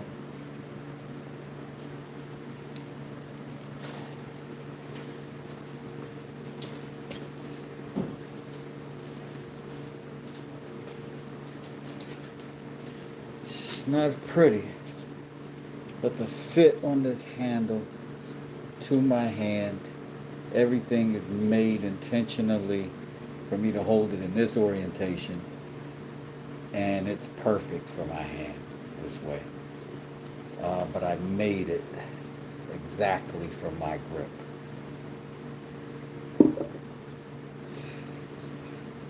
So there's nothing wrong with having a dimensional situation, though. It does not have to be perfectly symmetrical. You just want it to have decent balance overall. And the aesthetic after that is pretty much dealer's choice.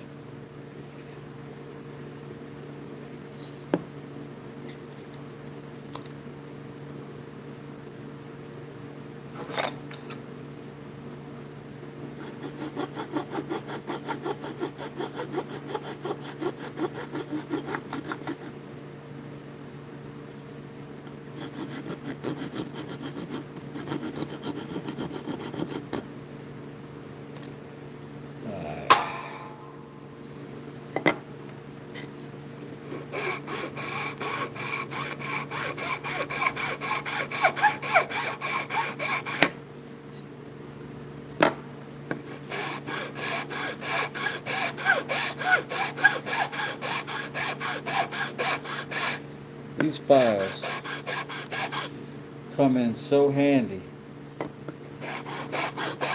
I never would have expected it.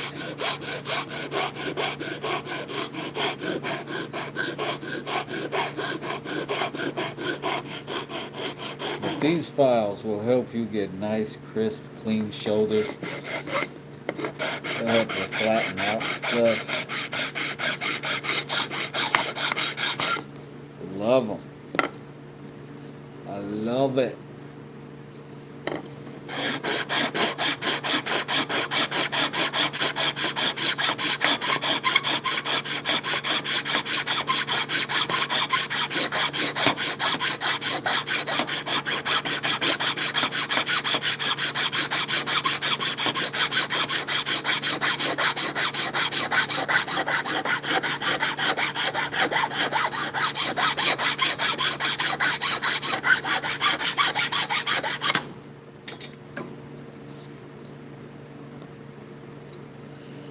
Pull a little bit off of there.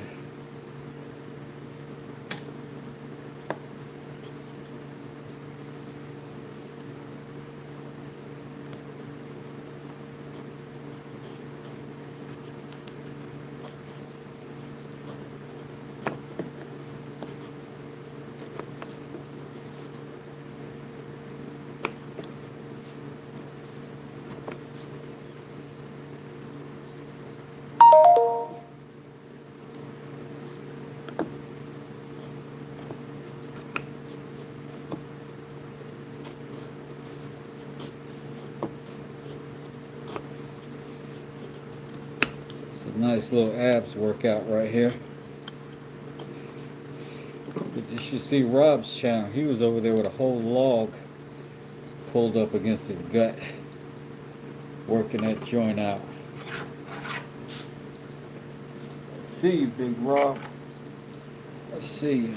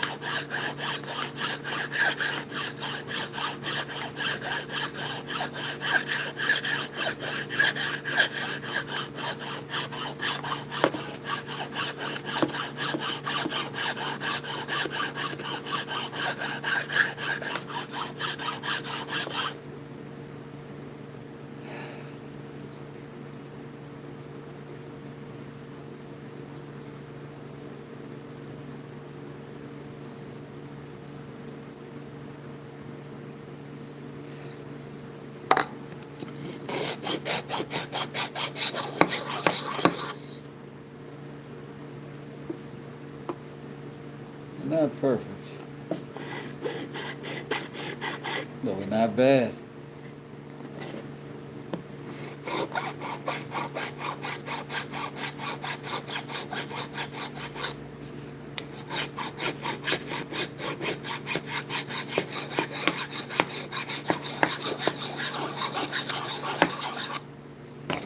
All right. Handle. Almost done. And we've got the little dot we made. I don't even know if I got a drill here or not. But we can drill it with the rotary tool. It just needs to be a hole that makes it all the way through so that it does not want to split.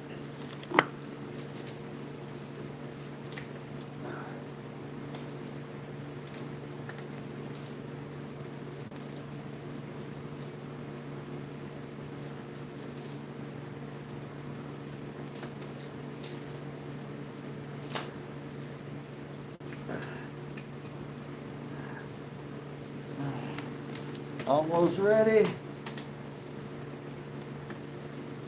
Okay. Thank you for your patience while I got my life together.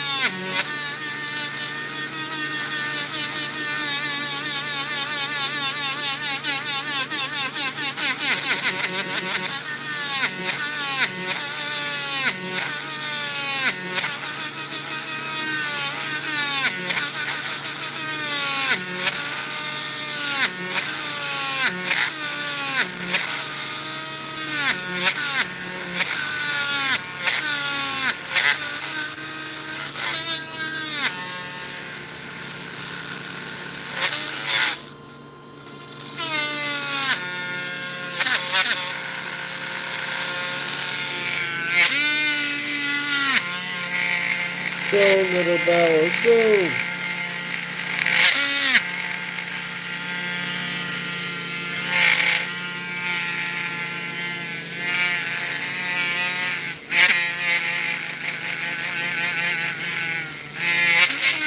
Nope. The mallet handle.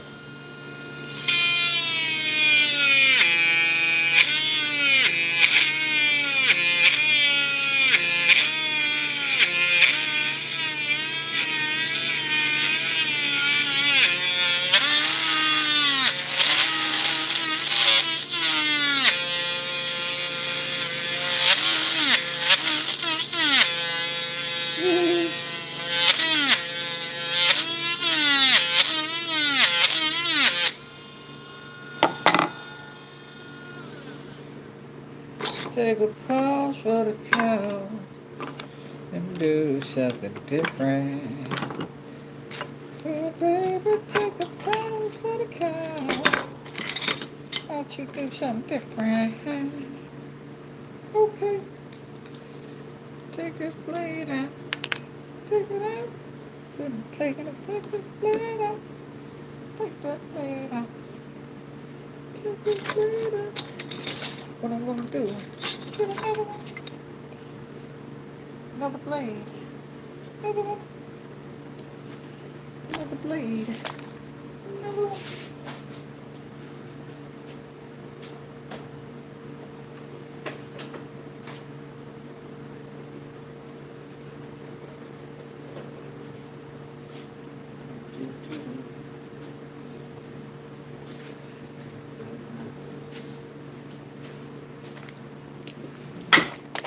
may burn some stuff up. So if we do, we're gonna burn up the factory stuff first, and then we'll burn up the aftermarket stuff second. You know what I mean?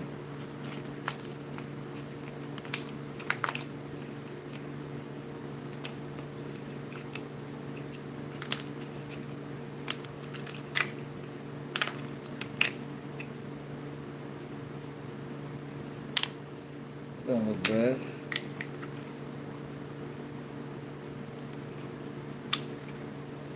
That don't look bad. See if we can make some more holes. What we're not going to do is give up on that. That's what we're not going to do. We're not going to let the trolls win.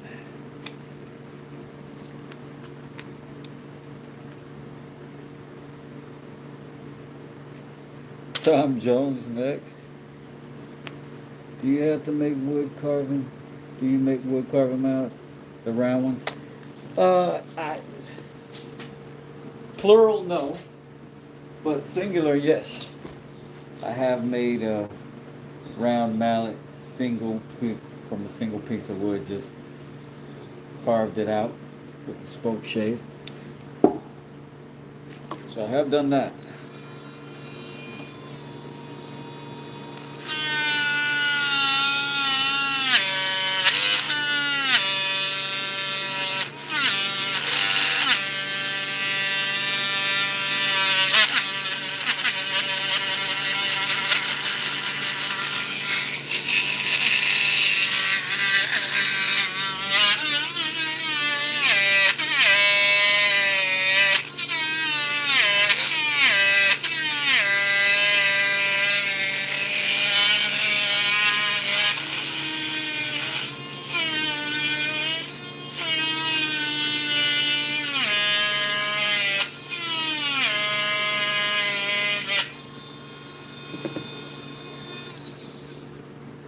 It's tough to make a hole without a drill. I'll tell you that much.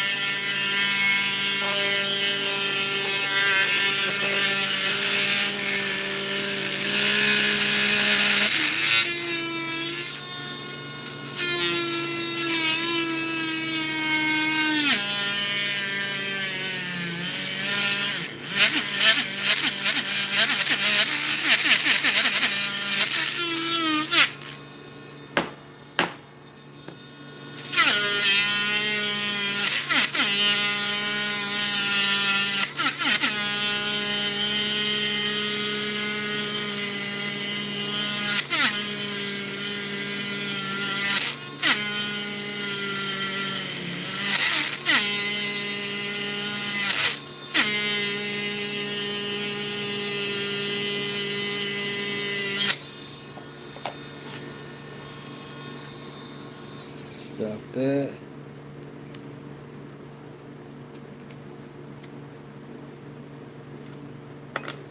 Oh man, there's supposed to be some fights today too. I gotta see. They gotta be pay-per-view though. I ain't buying it.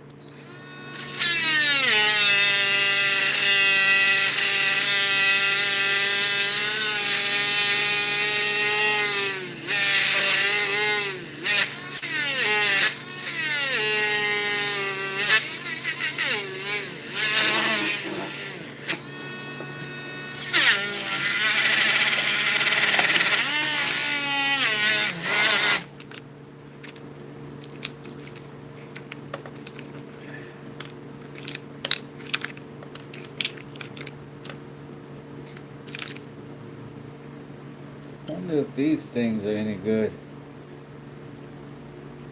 Ooh, that's hot.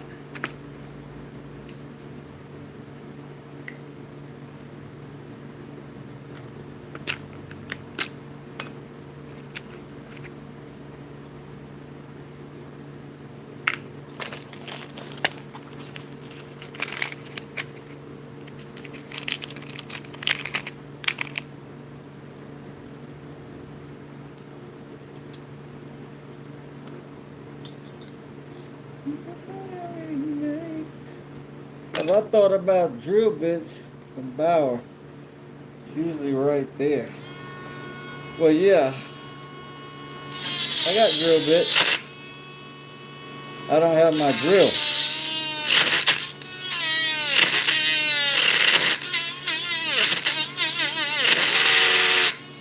I'm a whole contractor. I'm just doing it with what I got today in the shop.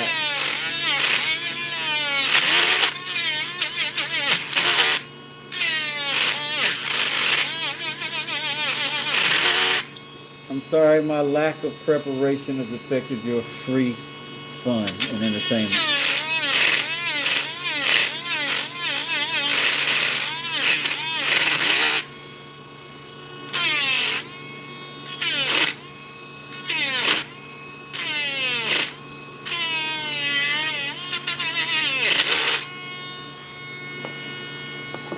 So close.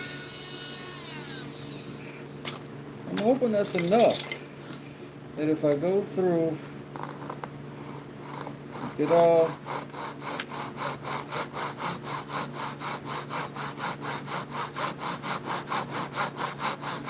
my other elements properly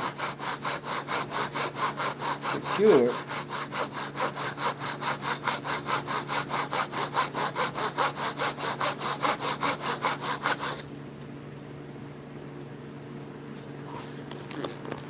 that's nice, Tim. I had no idea that there was such a thing, but I'm quite intrigued. So I'm gonna just fasten that straight to my bench. With a big old clamp.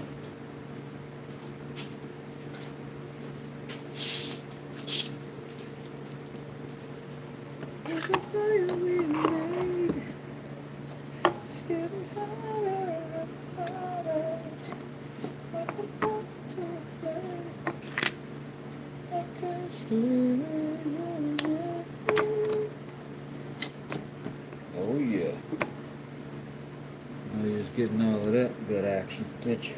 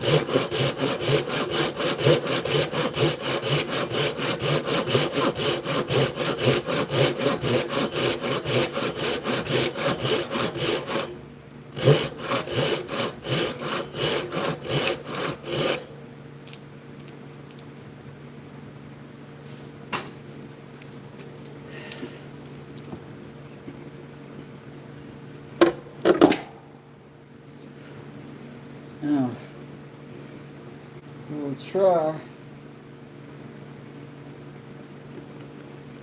do the same thing on this side with the little tool.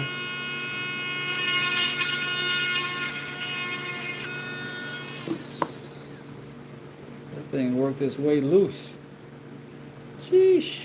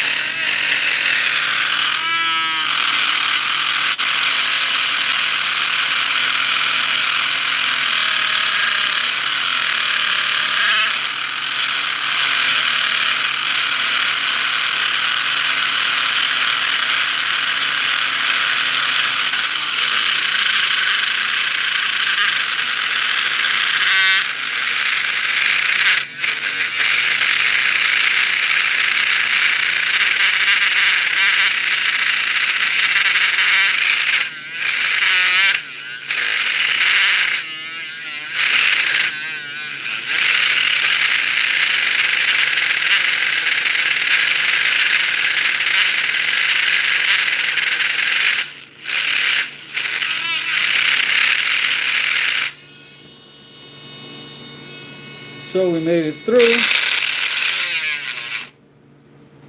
and that's what we needed, is to make it through. That'll keep our wood from splitting down the handle.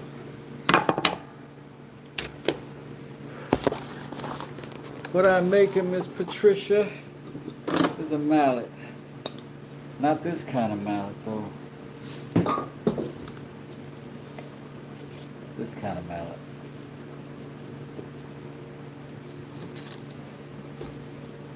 So,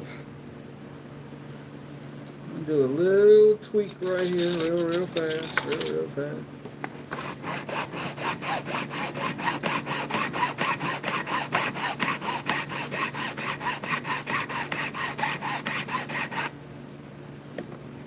Something slightly askew.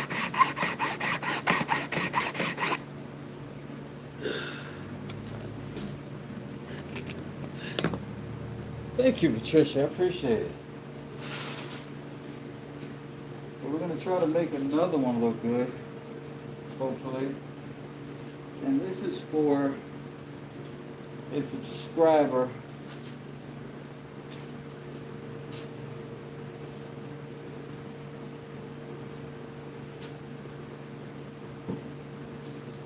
But we want to try to get the whole thing pretty much steady and ready right out of the gate in one shot. So you can come back and watch the live again if you just want to make a mallet. And you can see how.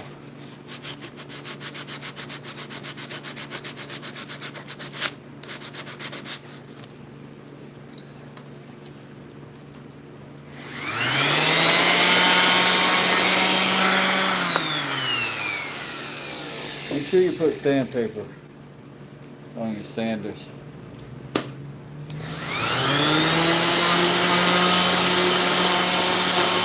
It helps.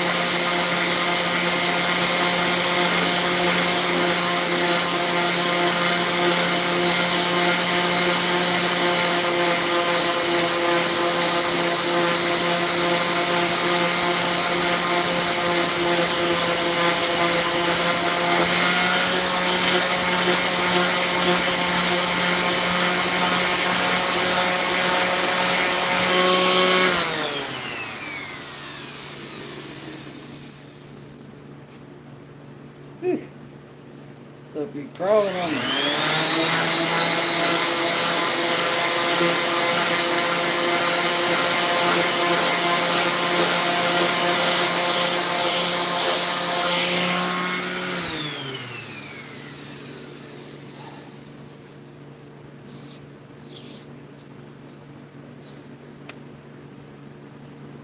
I know you can't really see it on the camera, but the texture, the lines in this wood are incredible. It'll probably show up hopefully in the finish. Hopefully in the finish.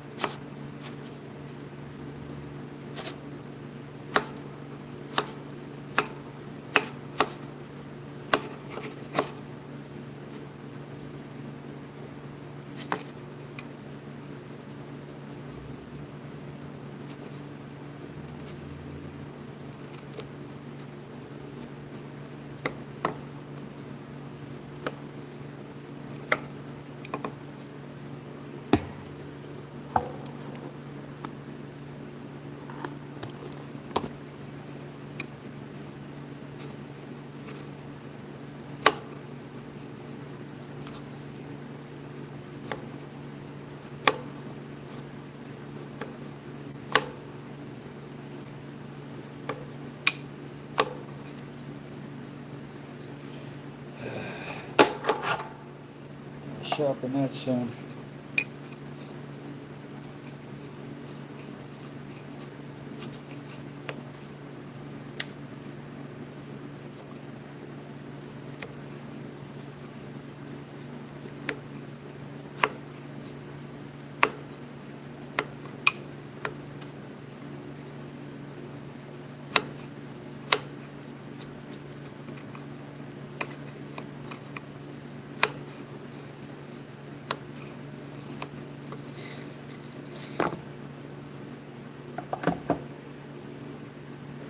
When you compare them to my chisels, any chisel is nice. Oh, now, these chisels are here, Harbor Freight, not considered a top-end chisel. But look, if you sharpen them, you get what you want out of them. 100% you can. So,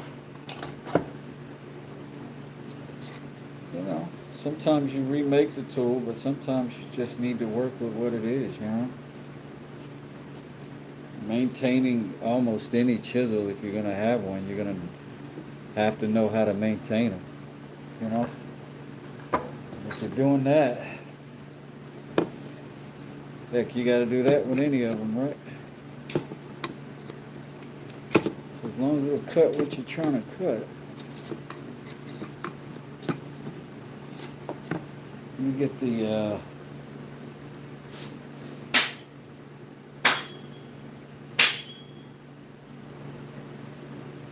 we get magnetized, and then I have to break the magnetism.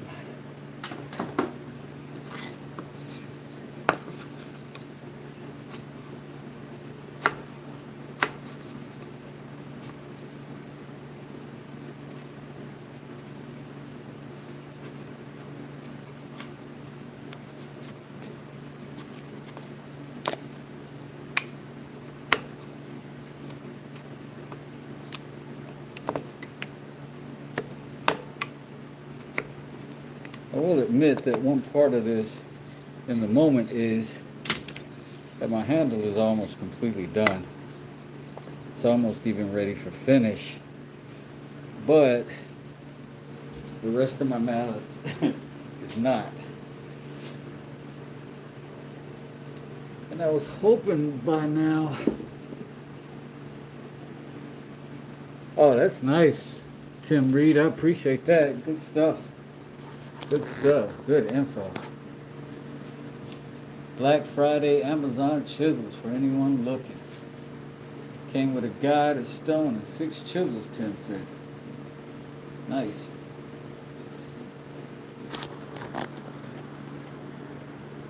Let's see. So, I was really hoping that Carrie would show up here by now, and I would have been able to ask her which of these 2 heads she would want. This multicolored weirdo one, or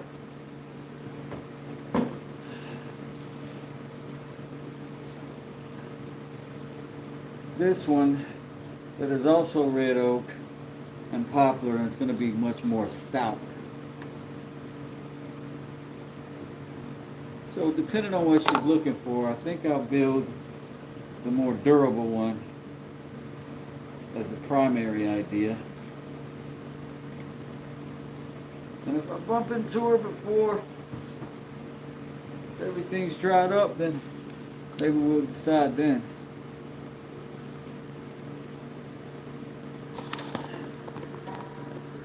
But right now, whew,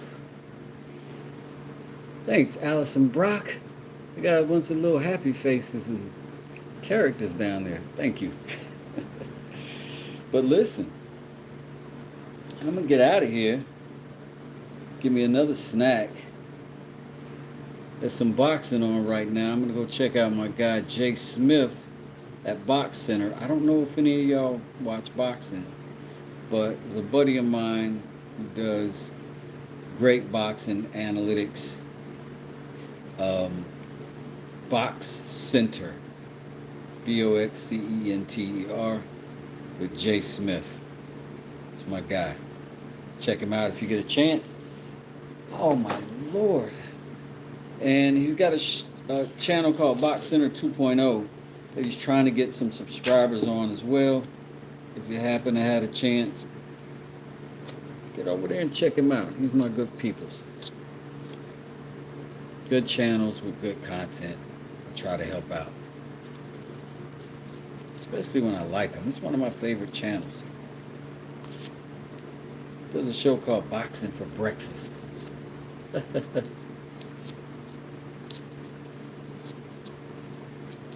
Yeah, I bet she would want the colored one, but I want to make sure, because if Carrie is actually using the mallet, the more stout one would be the oak one.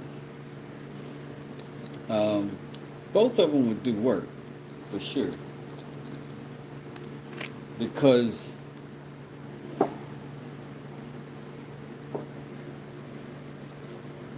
that's just Douglas fir. But you can see I beat that thing to pieces. I put that thing on everything. My favorite. But yeah, I think I will go for the colors, but what I think I'll do right now is go for the... I wish they were ready. I wish they were ready. I got the fan blowing on them and everything, but you see that. You see it. It's too much glue goozing. But if you give me a half hour to an hour, you'll see me back. Because my guy, Brian Norman, is going to be putting hands and feet on Devin Haney tonight. And even though I love Devin Haney, ATL, folk. Thanks for the plug earlier, Wes. It was very kind of you. Listen, we just over here hanging out, having a party, you know what I'm saying?